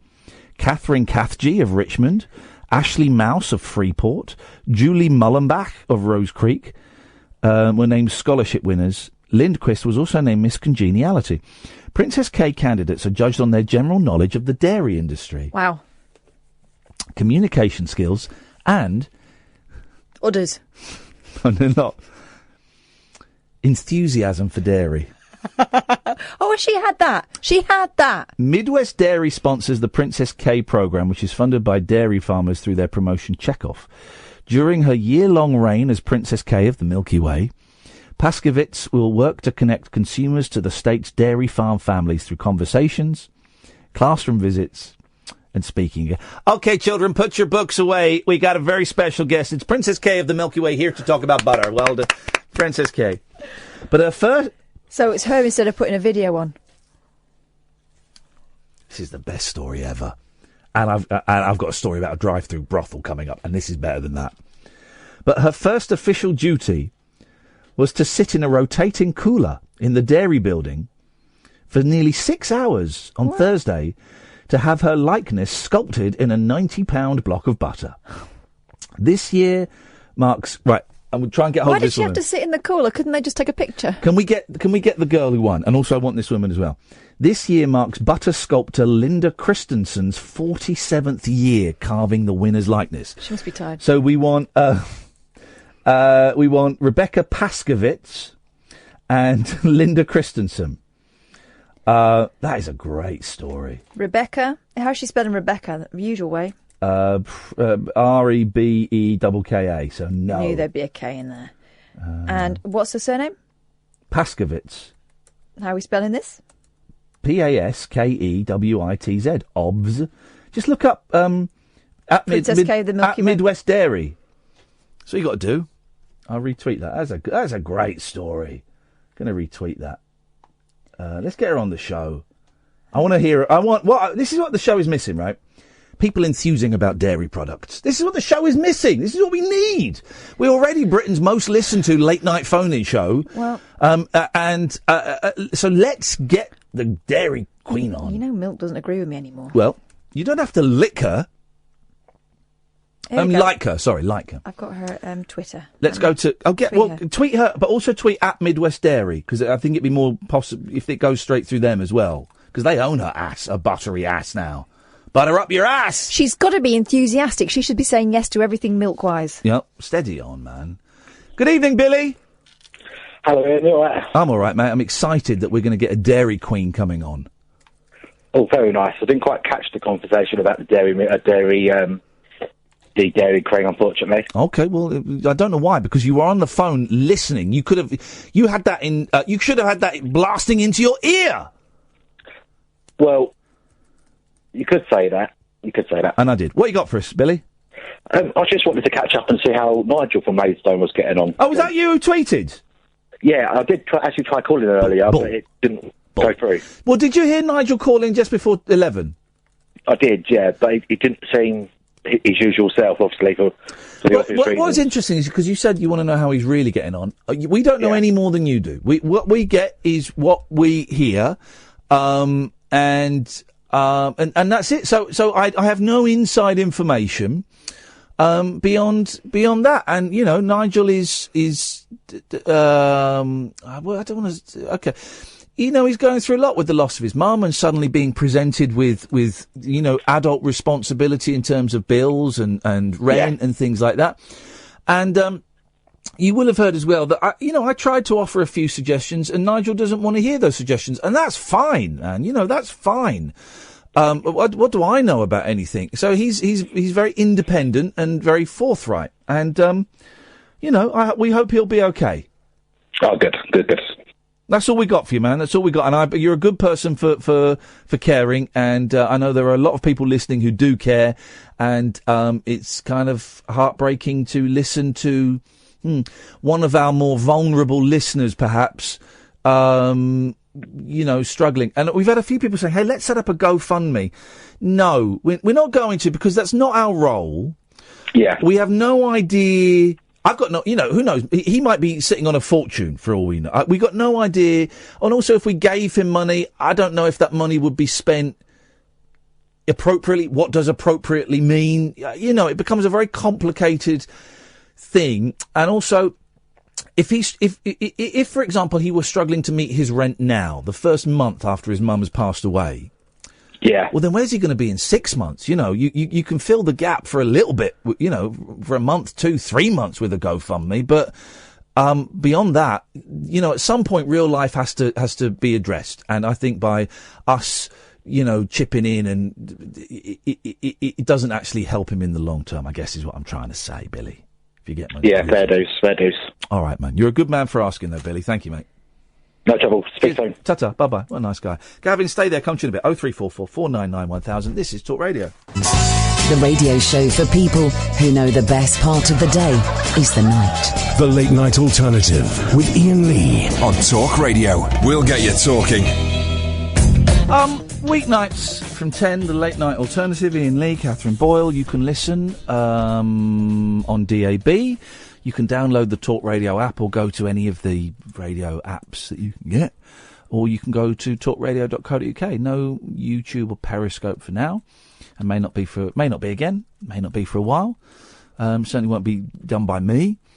And you know what? That's cool, man. I think the last night's show and tonight's show have been absolute belters. And it's partly because we haven't got camera on us. If you missed my announcement at the start of the show, if you go to my Twitter, I'll put it on my Facebook page as well, actually, in a bit. If you go to @IainLee or facebook.com/Iain Lee, I'll do that after 12, you'll see an official statement for me, and that's kind of my final word on it. So, thank you. 0344 499 1000. We've talked about Butter Queens, Shania Twain. Oh, you bash your elbow? No, I just did that thing where, there's a part of your elbow that if you lean on it, it makes you wince. That. I've still got numb fingers, by the way, 6 months later. Yeah. Yep. You wouldn't know. You really do. Thank you. Well, soldier on. Excuse me. Dear. Sorry. Let's go to Gavin. Good evening, Gavin. Good evening, Ian. How are you doing, my friend? I'm doing very well, Gavin. How's your fantasy world coming along these days? My life is actually really good at the moment. Thanks for asking, man. Yeah, I'm doing not so bad. Okay. Yes. So what I want to establish is who is the most illegal out of you and Cav tonight. Go on. Yeah, because you were having sort of like a competition about who was the most illegal. And I can't, Gavin. Because listen, Kath told me that you phoned in last week, and there was a little bit of argy-bargy, and and I worry, Gavin, that I don't believe a word you say when you phone up the show. I'm going to come out and say it, right? And I'm not. That's perfectly right. And I had a word with your producer off air because my producer's Catherine. No, when it was Katie and Catherine. Okay. My producer's Catherine. So Catherine accused me of making stuff up. Okay. Oh no, I did not. Yeah, you Not did. on air. Hannah, that was on the phone. We had words off air. Hannah, Hayley. No. Hayley, sorry, I do apologise. No, I didn't say anything about you making things up on air. I listened to it on I said that you would. No. I said that you. Can I finish? Sorry. I said that you were trying to suggest that Katie and I had a conversation and made comments that we hadn't made, just simply hadn't happened. No, what happened was, and it came out on air, you said this is the guy that phones up and makes things up. And I said, can you substantiate that? And I spoke to Hayley off air, and she said she'd have a word with you. Well, she didn't, because she knows quite well that didn't happen. Here's the thing. I mean, do we want to do this, Gavin? No, I didn't. This was seriously wasn't my idea. Why did you? Okay, all right. Why did you tell one of my listeners that you were going to kill yourself last week? Because that was probably what I was going. Oh, you're talking about. Let's not mention any names. But I have had an email from someone in great distress who was offering you a helping hand, and you told them that you were going to top yourself. Now, that puts a lot of response. And I'm not saying any of this to shame you, and I'm not saying any of this to have a go at you. But I just worry that you phoning up and saying stuff that is untrue, that may appear true to you, but in the real world is untrue. Because I'm going to put my cards on the table. I don't believe most of the stuff you phoned in about. Well, I'll put my cards on the table and say my cards knock your cards out of the park. In your opinion, I don't believe the car crash. I don't believe that you're being attacked by your dad and living in the house. I don't believe you going to buy a car. I don't believe any of that, and that's fine, and that's my position to be in. And if I'm wrong, I apologise. But I'm allowed to say that. I can provide you with evidence. I don't want evidence. I can just prove you wrong like that. Go on then. Yeah. I'm like I said to you before. I'm not on Twitter. I'm on Facebook. No. I don't give a stuff about that. Give me some evidence that will prove it like that. All right. What you want? Okay. No, I want evidence that will prove it like that. Here we go. Done. What happened? I've just put towards your phone number. I've just sent you pictures, which will give you evidence. That's what do you mean? What do you mean towards my phone number? I don't know what that phrase means. Talk Sport. We're Talk Radio, sorry, mate. Yeah, sorry, mate. Yeah, Talk Radio. I've sent pictures that you require. Then you'll believe me. Right, first of all, nothing's come through. Maybe it takes a little bit of time. Also, Sam says you had that evidence ready to go very, very quickly. Well, yeah, it's straight on my phone, which I have in front of me now. With the one you're talking into? No, I speak to you. So what is the evidence? So far, I was told this evidence would be like that. I ain't got nothing. So what is the evidence? About which story? All right. And why did you lie to someone to say you why would you send someone such an obnoxious message?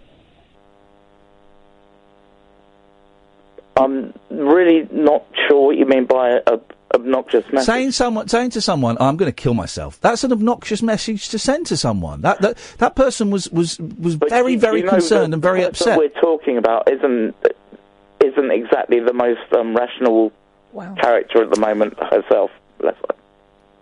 It's not that that's patronising in any level whatsoever. Oh. So why would you? Okay, well that makes your action even worse. Oh. Why would you send that to someone who is emotionally vulnerable?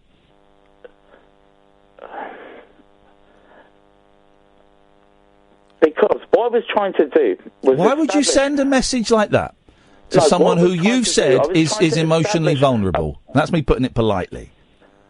I was trying to establish a point where we can realise that I'm actually talking the truth. Everything that I say, as nuts as my life sounds, and as crazy as it is, It's the truth. I'm not lying to anybody. I can't help you.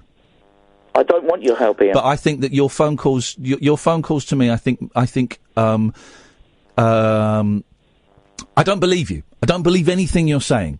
So, and you're not willing to give me an opportunity to... I'm waiting for the evidence that's going to do that, and that's not happened. I mean, what evidence is there that you went to buy a car with £1,000 of cash in your pocket? What evidence is there for that? I've got the proof right here in my hand. Well, describe it to me. Say it. Tell me. What is the proof that you went to buy a car in a part of London that scared you for £1,000 cash in your hand? Yeah, here it is. Would you like to somebody off air? No. You said you could give me evidence. No. I'm not going to. I don't believe you, right? Now, you might believe it. And it might be true. I don't know. It is true. Well, then that's great. No, it's not. It's not great because you think I'm lying. No, I didn't say you're lying. I said I don't believe you. There's a huge difference between the two. What's the difference between lying and telling the truth, then? No, that's not what I said. And this is what you don't do, is you don't listen. You make up stuff in your head that you think you've heard. Up yourself now. You've got to pitch up. Am I lying? Am I telling you the truth? No. I didn't say you were lying. I don't think you're telling the truth, but there's a difference between not telling the truth and lying. Could you please explain it to me? I can explain it again, but I've explained it already. You might think that what you are saying is absolutely true, but it's not true. That doesn't mean you are lying, but it also means you're not telling the truth. Even though I can back up what I'm saying, if you think that I'm lying, so then that therefore. Why does it concern? Here's the thing. Why does it concern? By the way, I didn't say that I thought you were lying. You've got to listen, dude. I don't necessarily think you're lying. I don't think you're telling the truth, but I wouldn't say at this point. I've just explained it to you. Listen. Stop coming up with the next thing you're going to say and listen. I will explain it.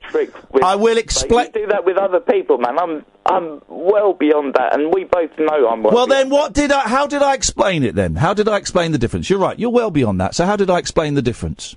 I thought the difference was... No. I don't care what you think. I don't care what you think the difference is. How did I explain the difference like you asked me to? Would you like me to do it again?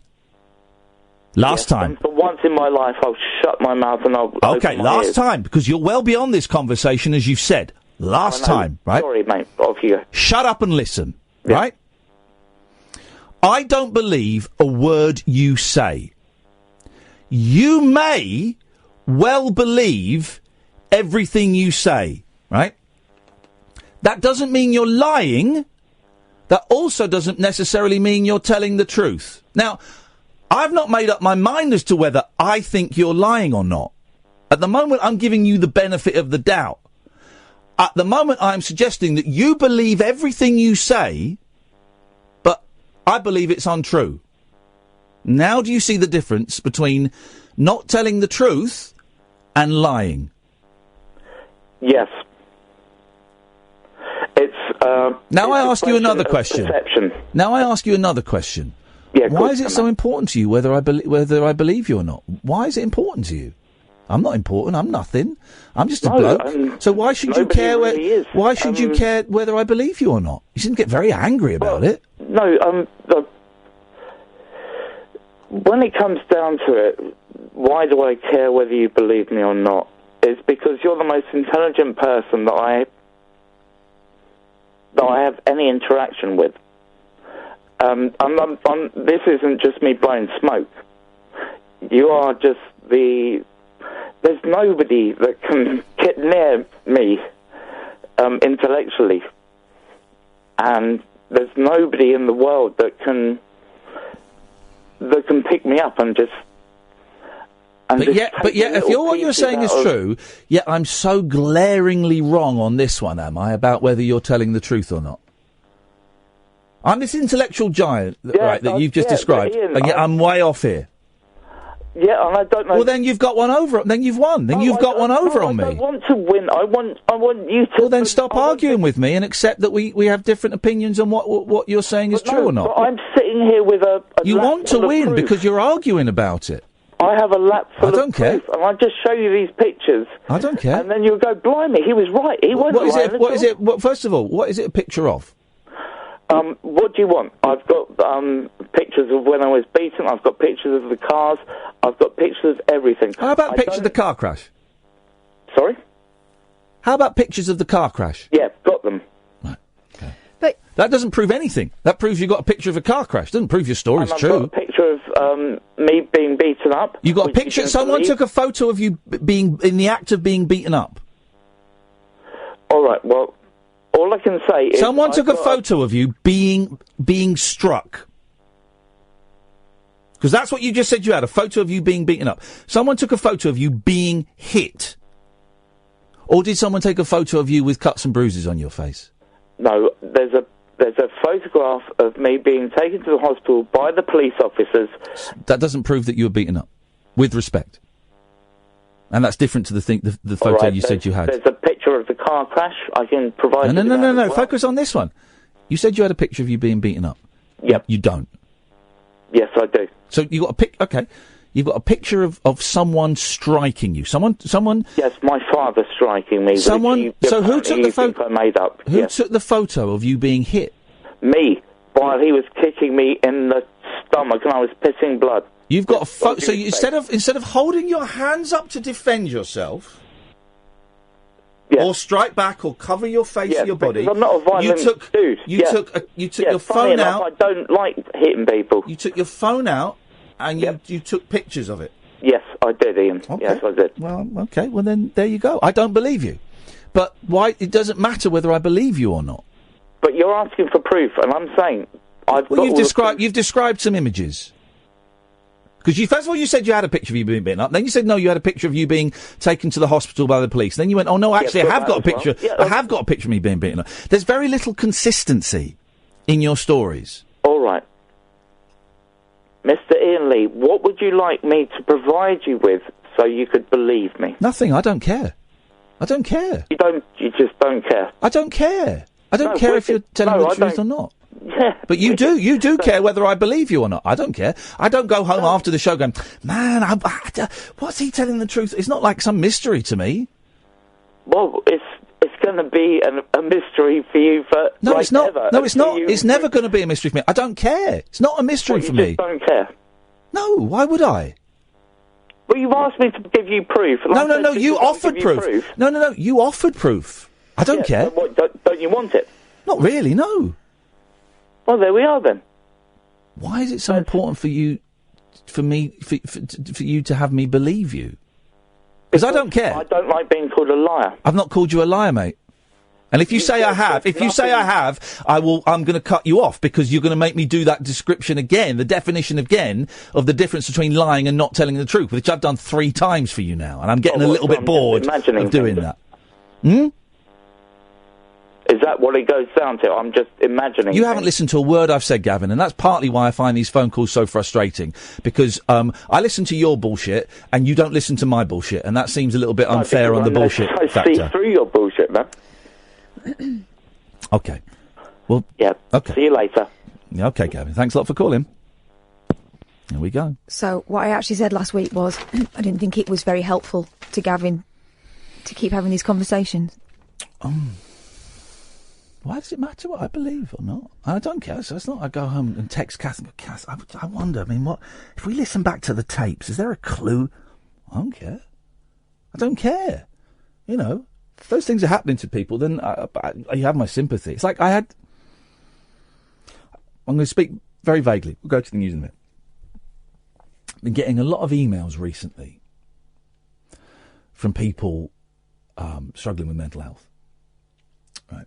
And I care about those people because I care that they are struggling and stuff. But some people, a couple of people, have really revealed some really heavy, intimate stuff. And I'm treading carefully because I send love and I send respect to those people.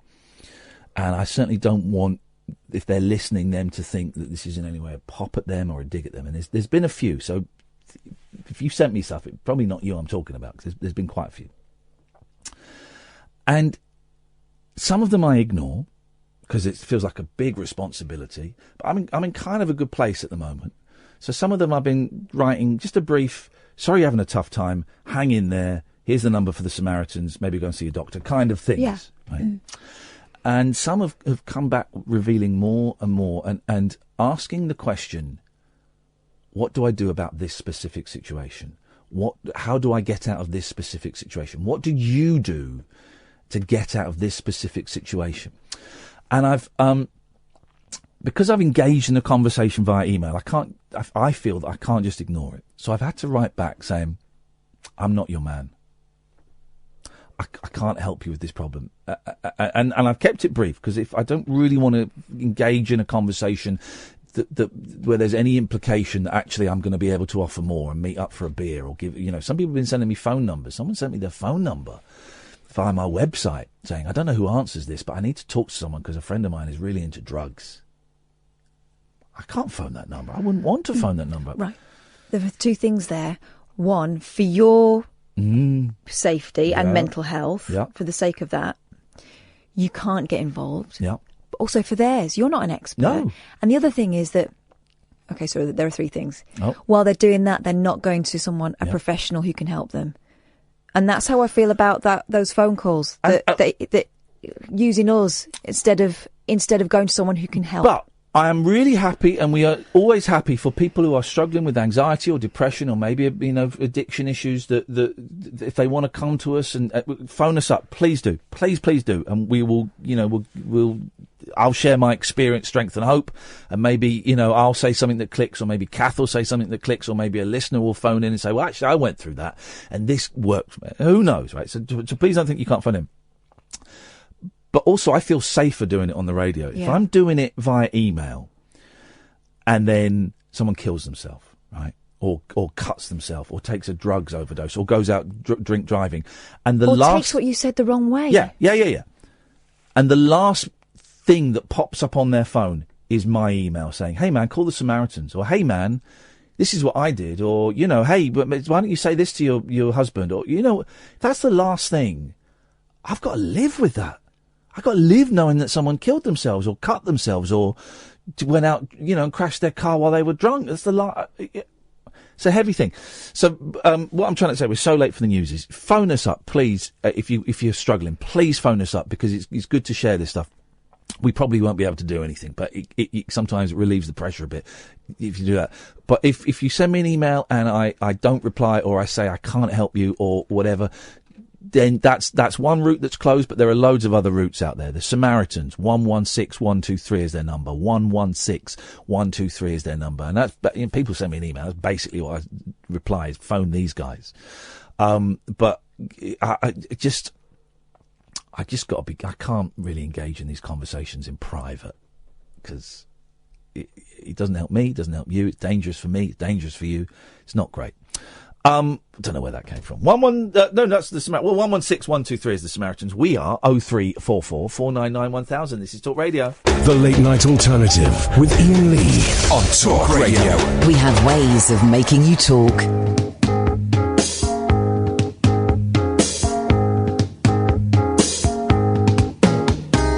Didn't we have ourselves some kind of a summer?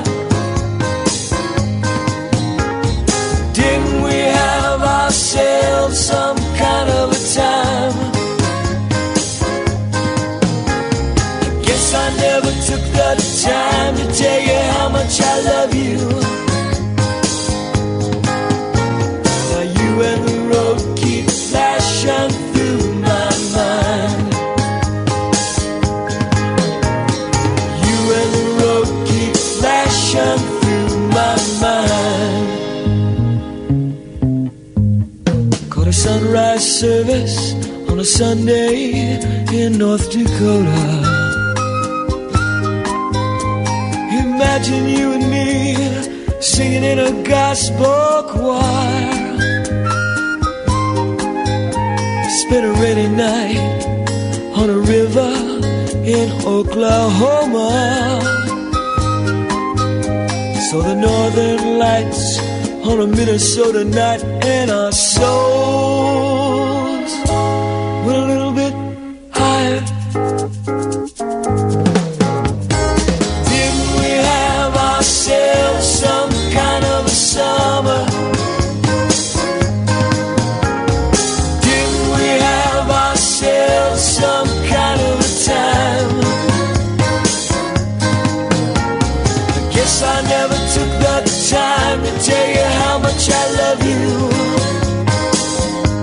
Whoa, you and the road keep flashing through my mind. You and the road keep flashing through my mind. The old DeSoto died on a hill it couldn't climb in Montana. The kid who bought the wreck said, what the heck, I'll give you 35. So we were on our own, had our thumbs to take us home to California. By the time we made Denver with our truck driving friend, we had wheels on fire. Didn't we have ourselves some kind of a summer? Didn't we have ourselves some kind of a time? I guess I never took the time to tell you how much I love you. Now you and the road keep flashing through my mind. You and the road keep flashing through my mind. You and the road on my mind. Yeah, we go. Yes.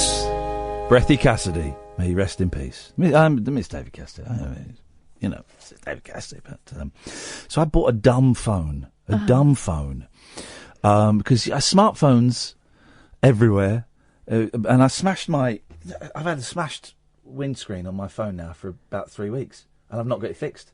It's great. This Wow, is you've freedom. let go. Because I would get it fixed the day I broke it. I'd be hunting places to fix it. Because you used to see that as evidence of failure. Yeah, I did. I used to have my anxiety dreams turned from teeth falling out to me dropping my iPhone and smashing it. And I smashed it, and I was anxious, and I haven't fixed it. And, do you know what? I'm all right. I'm alive. I can still use it. But then before I went to New York, Howard was talking about it this Sunday, Howard Hughes, but I saw something somewhere about dumb phones and how it's replacing, maybe it was on Radio 4, that people are getting them for like their elderly grandparents, but also people that want to kind of take a step back from technology a little bit. So, and it's pushed Nokia to be the third biggest phone company in the world again, because they dropped right down and then they've gone back up with these phones. So I've got this phone, it's 15 quid. It's a Nokia, it's got a snake on it, guys. I haven't got my SIM card doesn't fit, so I've had to order a little SIM card adapter, 57 pence. Battery will last for a month if I don't use it. Yeah. And what it does is it takes phone calls, it does texts, and that's it. And I'm wondering if I can make the leap, because Twitter and Facebook are off my phone. They've been off my phone 2 months, 3 months. And how are you feeling about that now? Great. God, I remember when that would have caused you a great deal of anxiety. Having Twitter and Facebook off my phone when I was in New York meant when we were out and about, I was present. Yeah. I had my computer, and in the mornings and when I woke up, I'd have a look at Twitter, and when I went to bed, I'd have a look at Twitter, and I'd do a little bit of surfing, and I'd listen to a little bit of you and stuff like that. But when we were out in the city, I didn't have Twitter with me. I had emails, I had WhatsApp, and I had texts. Right. It was important. I didn't have Twitter, I didn't have Facebook. And it meant I was with the kids. What about maps and stuff? Yeah, I use maps. Maps. So I'm now thinking, but my first concern, my two concerns, right? Maps to one side, because maps are useful, and maybe if you go abroad, you take that out again. I don't know. My two concerns are emails now and WhatsApp. And WhatsApp is great because that's how I kind of speak to you and how I speak to my agent, and it means you can. Well, actually, it doesn't mean anything. Send pictures. Yeah, but I haven't got a camera on that phone, so I won't be able to take. I don't have any pictures. The location stuff's quite useful.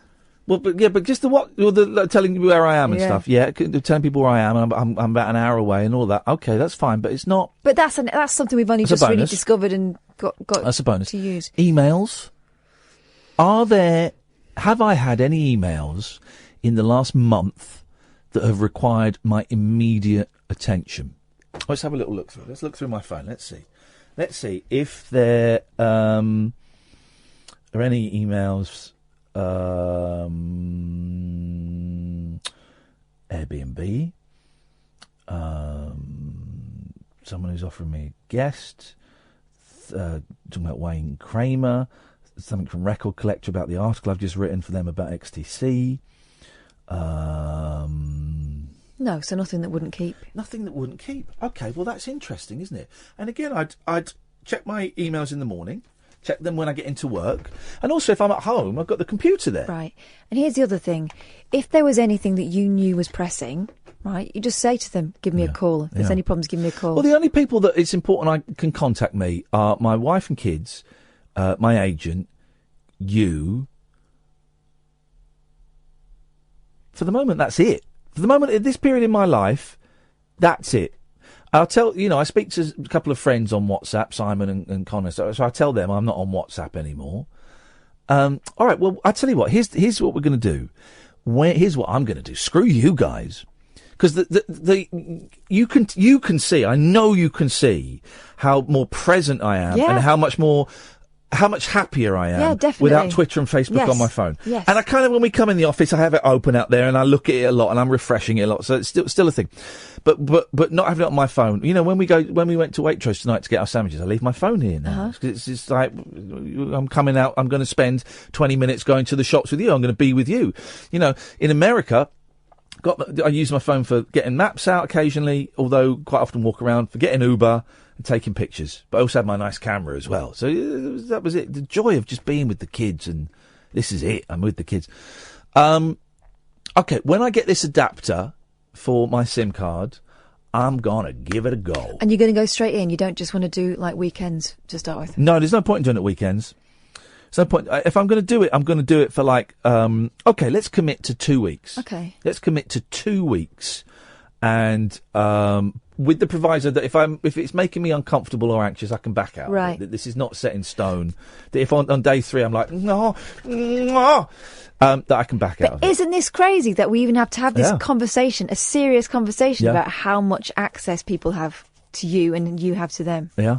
So, Matt Hager's got a lot to do with my being woke on this subject. But it's something we've discussed for a long time. Yeah. And his book was kind of like the sort of push that I needed. I've started charging my phone outside, leaving my phone outside my bedroom to charge because, mostly because my iPhone charger was plugged right underneath my bed. It's right faff to get to it. Yeah.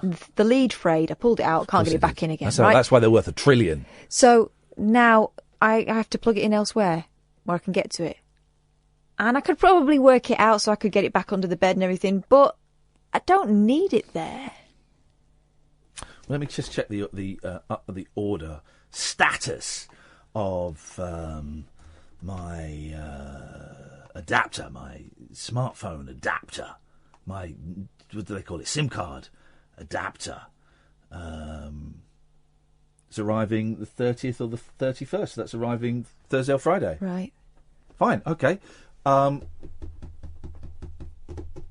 here's the thing: we need my phone in Scotland to stream it. Although we may not actually have internet at one of the venues. I know. I don't know if you've seen the exchange of emails. Yeah, we've done it without before. We have done it without before, and I kind of sent a slightly snarky. Well, we need Wi-Fi, and we asked for Wi-Fi when we booked it. That's the point. That's the point. And they've even quoted the bit in the thing. We need pretty good Wi-Fi. Yeah. And they're saying, well, you can plug in your computer. Well, actually, my computer doesn't plug into the internet. And we asked for Wi-Fi when we booked it. Okay, well let's okay. There will be compromises because the phone is It's funny that they stopped us using Periscope as I'm umming and ahhing about whether I do the full switch. Anyway, you're listening to me disappear at my own arse. I'm footing myself. Which is, you all right? Bit tired there? Got a bit of a headache. All right. I don't think I've got any pills. It's okay, I've probably got some in my bag outside. Do you want me to have a look? Where? In my bag? Yeah. No, don't go in there. Okay. You don't want to see. That's awkward. Let's hit them ads. The Late Night Alternative with Iain Lee on Talk Radio. Good. We're just having a biscuit break. Couldn't find any pills, but I found some biscuits, and that'll do.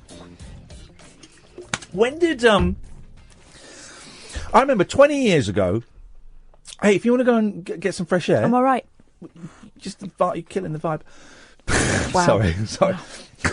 I love it when you actually genuinely get a bit pissed off with me, and it's not acting. And I can tell why, because your eyes narrow and your head kind of does this sort of circular backwards motion. Yeah. Wow.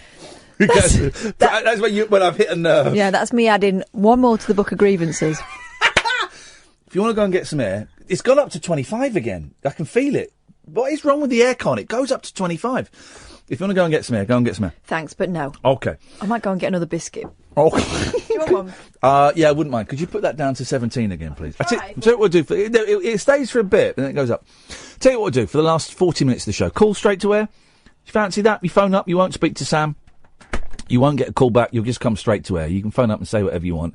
You can be stupid. You can be clever. You can be witty. You can have a go at me. I don't mind. Anything you want. 0344 499 1000. 0344 499 1000. Thank you, mate.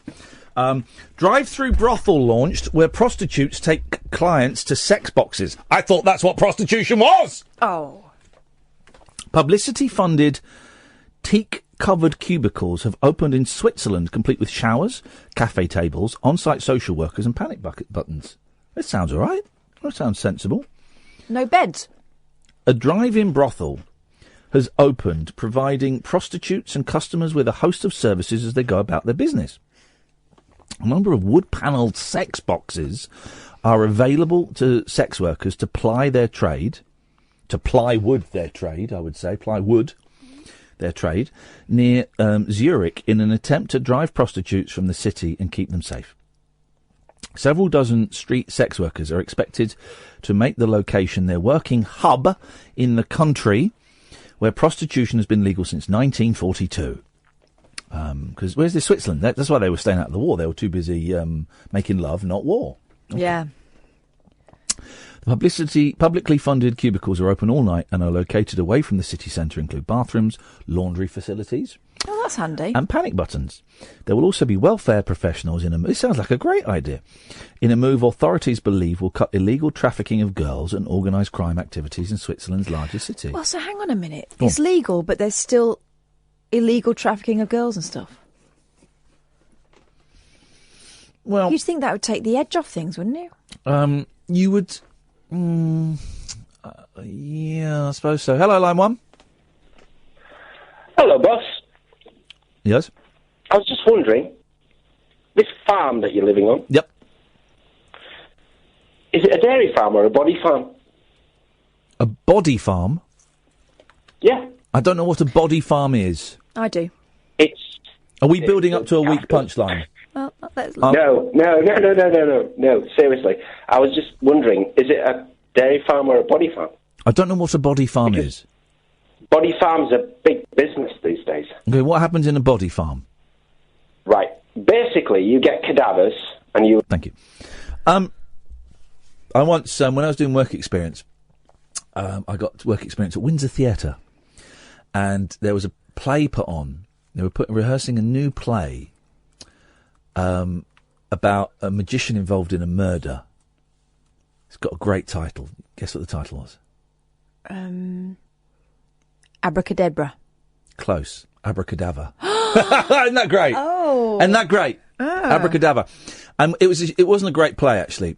And I think the initial run, the initial previews, it was like set in the 20s, and then they changed it to the 70s, or the other way around. But I tell you what was cool, right?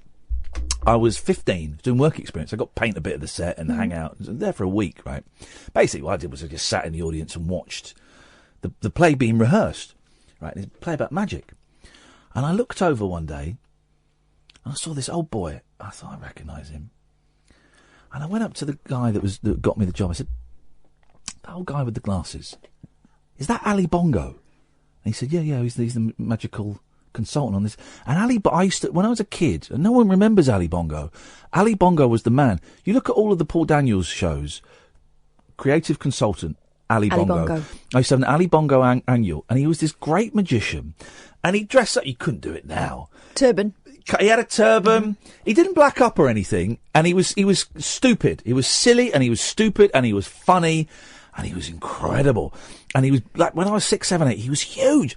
And suddenly I'm like 14, 15, and it's Ali Bongo. And I went up to say, I mean, I'd love to be able to say tomorrow night we've got Ali Bongo on the show, but he died years ago. But I went up to say, I've just got to say, Mr. Bongo. I think I called him Mr. Bongo. I loved you, man. I had this annual when I was 7 or 8 that I would just pore over. Ali Bongo annual. What a thrill meeting Ali. But anyway, don't know something about that. The 9 garage-style structures located in... My eyes are going, so I need to get an eye test. In Silkwai are also guarded by security personnel. Clients will not be monitored by CCTV, but are not allowed to leave the site with the sex workers. Michael Herzig from Zurich Social Services said, prostitution has escalated in the city. It was done in the open on the street, and men harassed the passers-by. It was noisy and dirty because men took the prostitutes to a side street and left used condoms and semen on the streets. Oh. There was spunk everywhere. Oh, stop You it. could not believe it. It was like someone had fired off a white paint cannon all over the place. Spunk on the wall, spunk on the floor, spunk on the handles of the doors, spunk on the cars. Okay, we get it. It was everywhere. I'll cut forward a bit. Yep. The dive-ins are more discreet and safer. Around 30 to 40 women are expected to ply their trade each night. The hookers pay 5 Swiss francs per night to use the sex boxes, but customers don't have to pay an entrance fee. Hang on, I didn't think that was how prostitution worked, etc., etc. Mm-hmm. And that's the end of that story. Well, interesting. Anything that makes the women, I'm guessing mostly women, safer. Yeah. Anything that makes these sex workers safer is great. I do think that if they have a problem with gangs trafficking, then they're not going to be accessing those facilities, are they? Well, that's the thing. You can offer, I would imagine. Sorry, I'm chomping on an Oreo. Oh, that was the thing. When did Oreos happen over here? Because I remember 20 years ago, you'd watch, like, Home Alone or something, and they'd have Oreos, and they'd do that thing where they twist it and lick it and all that. And you go, what is that? What is that crazy exotic biscuit? It looks like a bourbon, but it's circular and it seems overly elaborate. Now Oreos are all you can get. I know. Like, we can't find the hobnobs anymore. It's Oreos. Digestive? What's that, sir? You know, what do they call the custard cream, sir? Never heard of it. A ginger nut? What language are you speaking? I got through a lot of ginger nuts when I was pregnant. It was the only thing that stopped me throwing up. That's how you got pregnant.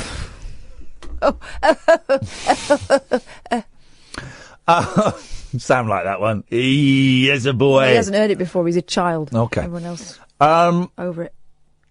But yes, I would imagine that we're flipping and flopping between Oreos and sex workers, and that's kind of like how I like to spend a weekend. You know what I'm saying, guys? But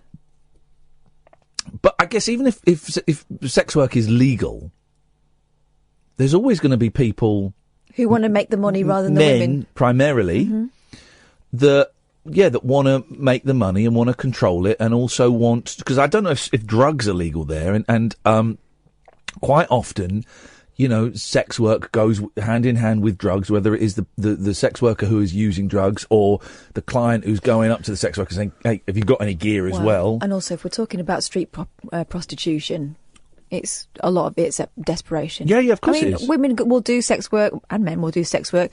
Choice of desperation. And desperation is often about addiction. Oh, isn't it? Yeah. And so men, his life. Significant numbers of men like to exploit vulnerable weaker, in inverted commas, women. That's the nature of things, unfortunately. And, controlling drug addicts, I'm not saying all sex workers are drug addicts, of course they're not, but controlling women who are desperate for cash for whatever reason, they've got kids or they've got drugs or they can't pay the rent or whatever, then they can exploit that situation. Hey, Wonga's going bust. You see that? Wonga's going bust. Is it? Because this is great. This is great. Because now loads of people are suing them retrospectively high rates of interest. For lending them money when a simple credit check would have shown that there was absolutely no chance of them paying back the money. But wasn't that partly the problem with the mortgage crisis that we had a while back? Yeah. That people were being. I remember when I got my mortgage, they would have given me whatever I wanted. Whatever I wanted. Yeah. And it was just, where it just shop around. And you'd go into the bank and they'd say, is there anything else I can do for you? I can see that you're not got any loans or anything. And you think, well, I've not got any loans because I don't want any loans. Why would you? The banks were falling over themselves to give you money at one point. Oh, I remember in the early 2000s when I got on telly and my bank got in touch and said, OK, well, we're going to give you a £15,000 credit card. Sorry, what? And of course, I didn't have a clue, so I'm thinking, free money. And then after about 3 months, I got a letter saying, we've upped your credit card to £30,000. I didn't know what that meant, so I was caning it. I'm paying off the minimum. I didn't understand it. No one said, by the way, you do know how a credit card works, don't you? I don't know. Yeah. I don't know. So I'd pay off the minimum each month, thinking that meant I wasn't paying interest. Paying interest? Crazy. I had a friend who, it transpires, had a gambling problem, but he got himself into a lot of financial difficulty, sort of early part of the noughties. Again, with this kind of industry of selling, loans and, offering people more money and not doing the proper checks. He managed to get a lot of it wiped out. He got himself into a lot of financial difficulty, but just with the right financial advice, managed to get it, get the loan, the debts wiped out. But there's so many other people who don't know where to go and don't get the right advice. 0344 499 1000. We'll take calls straight to air until 1 o'clock when Paul Ross comes in. This is the late night alternative with Iain Lee and Catherine Boyle on Talk Radio. After hours amusement for anarchists, air hostesses and jet-lagged Antipodeans. G'day, coppers. Can I crash on your floor? The late night alternative with Iain Lee on Talk Radio. 0344 499 1000. We'll take calls straight to air. If you want to give us a call, and if you don't want to give us a call, well, then you know what, guys, then so be it. I'm trying to find a story that I saw about, here we go.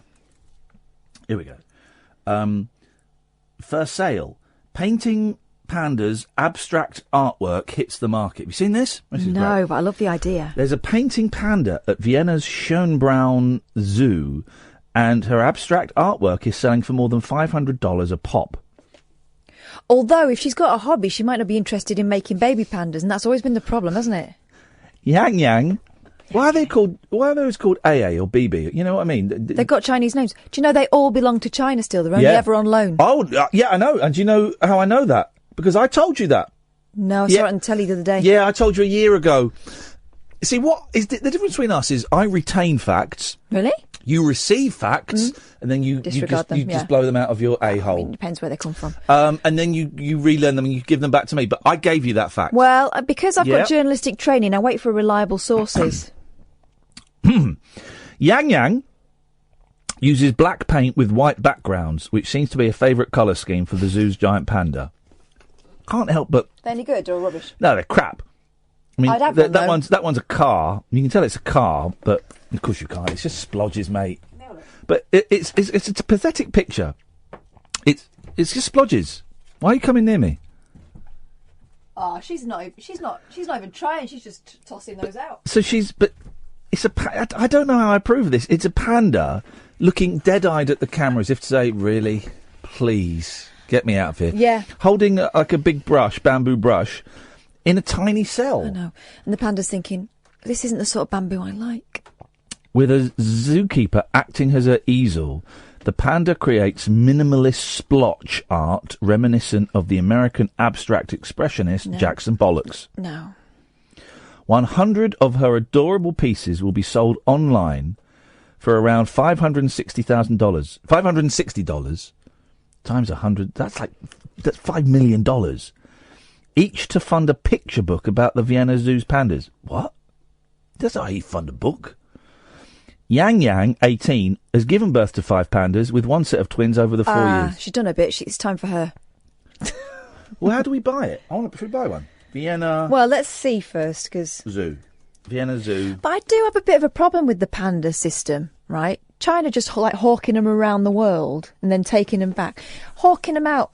And what's the idea? That it's about location rather than who they're put with? And it's, if we send her on a nice holiday, she might get pregnant. No, it's money. They get... not only are they on loan... But it's like $1 million a year or something. This again. I told you this. And the TV program obviously didn't cover it because I go into more depth. But what they do is like a diplomatic thing, right? So it's like a big deal to be given a panda. It's like the ultimate thing. But you're paying Edinburgh Zoo are paying like $1 million a year for Dip or whatever it's called. It's money, and that money is going straight into China. China. Whoa! You did the voice! I did the Donald Trump voice. You did a Chinese... no, it wasn't a Chinese voice. It was the way Donald Trump says China. Can you... Sam, I don't want to out my friend as a racist, but also I don't want to be associated with a racist. Can you find when she said China, please, and play it? China, he says. China. You're not helping yourself. Now you're doing the face. I'm doing Donald Trump. This is why they got rid of Periscope. I'm doing Donald Trump's face. To stop, because of your it's not even casual racism. Fake You got news. it, Sam. Sam's news. doing it. No, fake news. Can anyone speak... What's Swiss is this? What do they speak in Switzerland? Swiss. Translate the page. Here we go. So I want to buy one of these pictures. Illustrated book about the pandas. Don't give us stuff about the pelicans. Oh, that painting's quite good that they've done. That one there. Actual pandas. Yeah. But how do you buy them? Secure panda... I've got a panda picture you can buy. I'll bring it in tomorrow. What we need to do is give me 50 notes. Not a problem. Right, we go. Let's listen to This is Catherine from about 2 minutes ago being racist. Donald Trump. China. China. Yeah! Whoa! Just get that word, Sam. Do it. The China. What? Again? The China. Oh, God! You might as well do a kung fu karate pose. One more time. The China. Oh, man alive, Kath! That doesn't even sound like I'm attempting a Chinese accent. That is clearly Donald Trump. I would like to apologise to all of our... We are very big in the Chinese community, and we'd like to say Dong Pao Zhong Zhe to all of our Chinese listeners, and apologies for that. That is not Let's say China. China. See? Right, play hers. The China. No, that's not what you're doing there. You're not doing... China.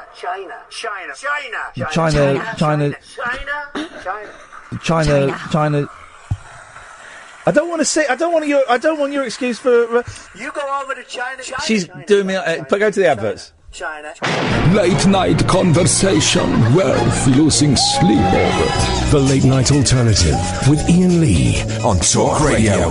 We have ways of making you talk. Don't play it all through the break.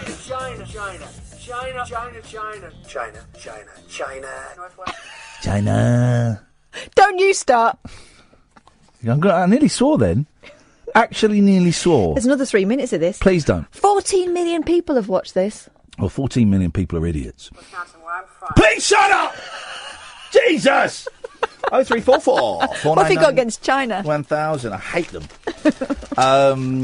I disapprove of their human rights record, guys. And I had a really, really bad 69 in a restaurant once. 0344 499 1000 is the telephone number if you want to give us a call. Put down your smartphone. It could be killing your love life. Well, that's another reason I put down my smartphone. No, it Spend a little bit more time playing with my body. And there's no shame in that. If you guys and girls, it's great to get to know your body. Hey, you can't love somebody else until you can love yourself. Yeah, but I mean, there comes a line you've got to draw when you can't answer the door anymore. Couples who own a television have less sex. What? Than whom? Weirdos that don't. But smartphones could be the real passion killer, horny scientists claim. A major US study compared TV ownership. Well, this doesn't even make sense. No. This is apples and oranges. No eggplant. A major US study. It's not eggplants. That's what you have to put in to get it. No, it's lymphoma grass. What? Pampas grass. You're thinking of pampas grass. No, I was thinking of the emoji. I don't even care. A major US study compared TV ownership with 4 million people's sex lives and found TVs made couples 6% less likely to get intimate. Well, 6% is nothing. No. But the researchers led by the University of Delaware fear modern mobile phones may be making things even worse. In countries with ubiquitous smartphones, I don't think we have those ones over here, the smartphone might be the real sex life killer. The real sex life killer. Future research might examine this question. All right, well, we'll look forward to that. Well, that's not a story then. Who's written this? Victoria Allen, the science Oh, correspondent. Victoria Allen. Evidence from... this is a quote from one of them. So they wrote, does television kill your sex life? Popular culture claims yes. Evidence from nearly 4 million individuals in 80 countries from 5 continents suggests a little. It is already feared Netflix may be destroying our love lives, with a study by the University of Lancaster last year identifying a busy hour between 10 p.m. and 11 p.m. when people are thought to take their tablets to bed to stream TV shows. But Netflix and chill is about more on the sexual intimacy. Yeah.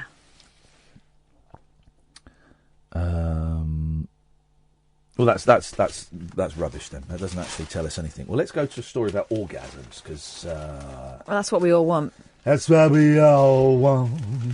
I wanna have an orgasm with you. Let's orgasm. Is that a real song? Come on, let's orgasm with... Is this one of your classics? Well, I'm singing it, so yeah, it's a real song. I wanna have an orgasm with you. Come on, come. By the way, if anyone... If there are any young producers out there that want to make this a hit, Max Tundra, if you're listening, here we go. You can record this and do what you want with it. I want to have an orgasm with you. Come on, an orgasm or two. Hey, you, let's have an orgasm or 3. Want to have a little orgasm or 4, orgasm. I want to have an orgasm. I really want to come with you. I want to have an orgasm. Oh, I feel a little stirring down below. If you touch me, then you know it's gonna blow. If anyone wants to remix that, you're very welcome. No one wants to hear it again, I swear. I sent Kath a video when I was in New York of... I can play it. I'll play the video, right? Because this is great. You know, yes. This is... What on earth was he doing? I don't know. So my youngest was just... young kids, they just like to make noise, right? And don't say what it is, right? But let me plug this in. So my kid's making a noise, and I said, do that again, and I filmed it. And bearing in mind, we're sat in a diner, right? And he's sat at the table opposite me. Does this remind you of any film? Here we go. Let's do that noise. What noise? The noise you just did.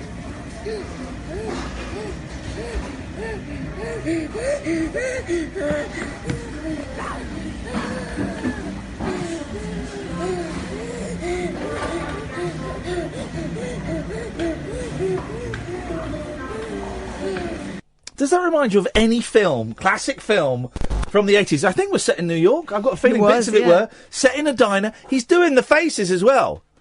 Now, I don't think my boy's seen When Harry Met Sally, but he recreated that scene perfectly. Mm. Or hyperventilated. Did he pass out? Or He did pass out. Yeah. That was very funny though. Well done for filming. That was 8:30 in the morning, and we were just about to go up the Empire State Building.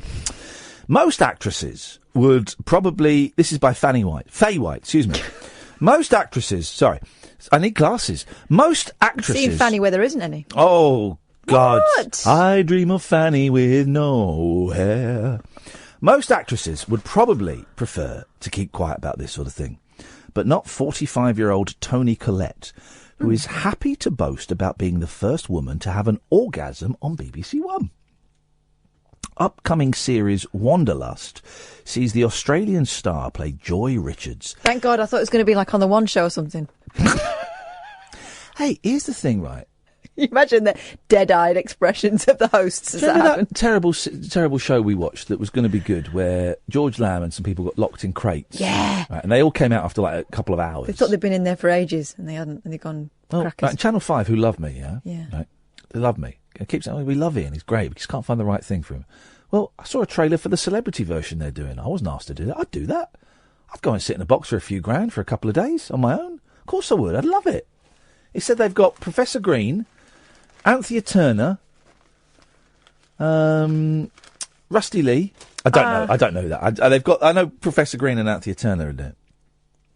Upcoming, the therapist trying to save her relationship with her husband, played by Stephen McIntosh, after a cycling accident, makes her reassess it. Someone told me I was the first woman to have an orgasm on the BBC, and I'm happy to take the accolade, she told Radio Times. In one of the opening... Someone's had an orgasm on BBC. That can't be. Surely. In one of the opening scenes, the camera lingers Nigella. on Miss Colette's fingers. No. Oh. On Miss Colette's face as she lies in bed with her eyes closed and gasps with pleasure before being interrupted when her son opens the door. Oh. Later, there is a longer sex scene lasting nearly a minute. Someone's timed it. In which she throws... By the way, 0344 499 1000. In which she throws her head back with wide eyes and her mouth open. The honest depiction of female pleasure on screen attracted Miss Collette to the show, which is co-produced by Netflix. She said, "It's so honest and fresh in the way the women are portrayed. To be a middle-aged woman, to be in a long-term relationship, and to be alive, dealing with a lot of things, it's tough. Certainly a middle-aged woman's sense of self-esteem, sexuality, is not often talked about." Have you ever seen Mistresses? No. They must have had orgasms on Mistresses. That was BBC. So this is bull. That was BBC. I met one of the mistresses. She was in a show I did, The Persuasionists. She was lovely. And I just couldn't help thinking, you naughty, naughty British Sex and the City ladies. Oh, is that what that was? Did you ever watch Mistresses? No. Oh, it was great. But it was classy. It was... Did you ever watch Mistresses, Sam? Oh, it was great. But it was classy. It was a great show. Come on. I can't be the only person that's seen Mistresses. Great show. And also, sometimes you saw a bit of bum. But it was classy. And arsey.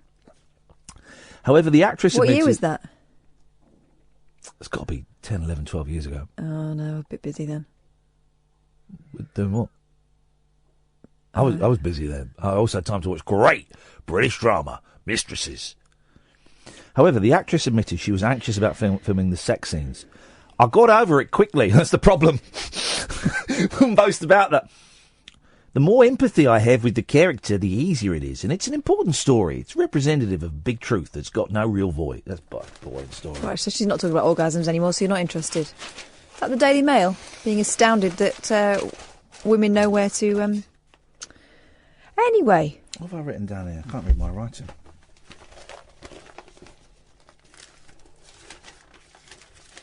I want to have an orgasm. Stop with it. you. Stop it. I think that actually... Sorry? Oh, this is an incredible story. This is incredible. A bungling police weapons officer... This is a horrible story. Fired live bullets at a terrified colleague during a training exercise. The shooter was supposed to be using blanks at the weapon training drill at an army barracks. Bullets. Is it blank or blanks? Blanks. Bullets. Okay, hang on. The shooter was supposed to be using blanks. Bullets. I'm going to put in there, please, okay, Bruce. Well, let's have a look. I got the reference eventually. So you're saying bullets, blanks or blank, blanks, blank or blanks. You got the gag, guys. So we need to hammer it home anymore. He doesn't get it. He's a boy. But Sergeant Robert Hoy, 47, realised he was dodging genuine bullets. Oh my God! When a shot smashed a window behind him as he dashed into a building, missing him by inches. We're laughing, but flipping hell, that must have been terrifying. Robert is now suing his bosses for £250,000. Good for him, because he's suffering PTSD.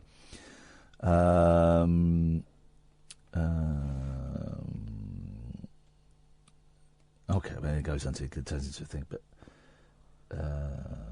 an ex-police firearms expert said human error was almost certainly to blame for the live bullets debacle. I don't know. Ammo is colour-coded in practice sessions, so there is no mix-up between live and blank rounds. So there is no mix-up. Ammo is colour-coded in practice sessions, so there is no mix-up between live and blank rounds. I'll read that one more time for you. Ammo is colour-coded, so there is no mix-up between live and blank rounds. Okay. Live and blank. Not blanks, blank rounds. It's got to be... Well, what are you mixing up? I mean, it's live or it's... Is it pussy? You'd always get something like that on Blankety Blank. I don't know. Is it pussy? Can I put the pussy down? You leave your pussy out of this. We'll come to you in a minute. What's he like? We'll come to you in a minute. Let's go to Faith Brown. Faith? Hang on a minute. Let me do an impression that will not stand the test of time. Just push your tits out. I saw her once in Marks and Spencer's in Slough. You do that Rusty Lee impression that one time. Yeah. It's terrible. No, it's pretty spot on. I mean, you know, politically you wouldn't do it anymore, but spot on. Spot on for a racist, yes. So, Faith Brown was not a racist. That impression was. Well, she flipping it was old-fashioned. A little bit of boot polish never hurt anybody. Wasn't. Oh God. I went to an audience with Freddie Starr back in the day, the glory days of 90s the television. one where he chucked the bucket of stuff, maggots, and it landed in Faith Brown's cleavage, and she said words that no child should hear. Wowzers! You were there for that. It was bits of rice, but it looked like Maggie did a bucket switch. Yeah. So he had a bucket of maggots, so they turned it over, and she's had a fine embonpoint. Did our Faith? Now, she held a lot of maggots. Freddie Starr, you know, has obviously been outed as being a thoroughly unpleasant, you know, sexually aggressive gentleman. And that is accepted. You're setting that to one side. I'm acknowledging. I'm acknowledging that because I think you have to acknowledge that these days because I don't want to, you know, say, hey, the guy's great. So with that in mind, some of those TV appearances in the 80s. Yeah. I mean, and he was probably off his face on stuff, but it was exciting because you genuinely didn't know. Well, he used to dress as Hitler. People forget that with boxer shorts and Wellington boots. And he once turned up on World of Sport. And the story is, I had a friend who worked on that show, and he turned up for one of the pre-records. I think it was with St. Greavesy. And he had a long kind of leather mac on, but his shorts. And he pulled the mac round him and crouched to the ground. And when he stood up, he defecated on camera. See, that's the So he was out there then. I mean, that's sort of like the man in the moon, isn't it? Yeah, that's borderline genius. That's that genius insanity. It was at Anfield, though. Like on the pitch. They were filming. That was not in front of a crowd. It was a training day. That's brilliant. Yeah, and somebody's got that footage somewhere. Also, in the 70s and 80s, loads of people dressed up as Hitler. Keith Moon and Viv Stanshall. Yep. There's a photo shoot. They used to march around Golders Green dressed up as Hitler. Keith Moon used to sing people who burn people are the ugliest people in the world, which is kind of attacking the attitude. Yeah. But, you know. I've said for a long time, I used to buy into the Keith Moon myth. But I've said for a long time, I bet he was a pain in the arse to work with. I bet he was really annoying. Well, there's a great bit in one of the Monty Python documentaries when they say he turned up when they were in Jamaica and they were all trying to write Life of Brian or write The Meaning of Life, and they took time out and they were working on stuff. And he would come in and chip in jokes, and they humoured him because they liked a bit of rock star, Golden. And he said, and this sounds a bit snobby, but John Cleese and I think Michael Palin is probably the nicest man in the world, said, and he'd often try and play Scrabble with us. He never scored more than 7 or 8. Yeah. And that's the thing, I think, because he was obviously, God bless him, like Graham Chapman a lot of time, he was away with, you know, the alcohol fairies. Yeah. You see Michael Palin's donating all of his papers to a museum. I can't remember which museum it is. Is it the Comedy Museum? I don't know. I think is it the London, what's the London Library, I think he's getting it. That might be it. I think it's the London Library. Donating all of his papers. Because they printed some of the sketches that haven't been seen in the Times a couple of weeks back. Yeah. His diaries. Oh yeah, great read. What a read. Don't get the audiobooks because they cut loads of it out. Although the one I was reading, I had no idea, is, and I'm not spoiling this for anybody because I don't care if I am, when he gets to the point when his sister takes her own life. Yeah. And that is so, and it's very rare a book makes me cry that's not fiction. I cry a lot of fiction, tragically, but that was just heart-stoppingly moving. And it talks for, there's a lot of this thing about her struggling with mental health and we don't know what to do, and she came and round he gets that very cold phone call from his mother, I'm just saying, look, it's, you know, and you some books. Anyway, sorry, we're banging on. What's on your show tonight, please, sir? On the show tonight, what were you doing when you were 11 years old, Kath, roughly? Dodging bullies. Dodging bullies. I was heading for big school for the first time on comprehensive. How about you, Ian? You Just don't after want to school? know what I was doing at 11. I just discovered it. We've got a young man who, in 1988, September the 6th, so 30 years ago next week, at 11 years old, became the youngest person ever to swim the Channel. Oh, come on. And he's still got the record, because immediately after that, both the French and the British authorities said nobody under the age of 16 can ever attempt this again. He did it in just over 11 hours. Now, as you know, back in 1875, Captain Matthew Webb became the first person to swim the Channel. Yeah, we knew that. It took him 21 hours. An 11-year-old boy beat his ass. It's a fantastic... He's a lovely guy as well. Got 2 daughters now himself. He then joined the army. The book's out next week. It's absolutely astonishing story. And it's not an ailment or a complaint. Have you ever heard of trench organ? No, I thought it was In the First World War, they designed special, small, meant to be church organs, but they came more than that, were taken around the trenches. Oh. Only 3 are in existence that we know of in the UK. Only 1 is working. We've got the wonderful Northumberland woman, Bev Palin, who's restored it, and she's playing it for us on the show tonight. Your trench organ as the countdown to the big centenary in November. Do you know who we got on the show next week? Oh, go on. Wayne Kramer from the MC5. How exciting is that? I'll kick out the jams, you mofos. You exactly. He's coming on the show. I tweeted him saying, Wayne, you got a book out. Any chance of coming on the show? DM me. All right. So I'm getting the book this Can I week. get Johnny Seifert to nick him from you? No, don't you dare. But when That's a brilliant guess. The book is supposed to be amazing. Motor City 5. When I've read the book, I'll lend it to you because it's supposed to be a cracking read. Lend it to me? Yeah. Keeps it. Are you shut in the library? Lend it to me? Come on. Send it out to share love with other people. Write Lend your it to name me. down in a little book. Paul Ross is coming up next. We're back tonight at 10. Until then, from us, ta-ta.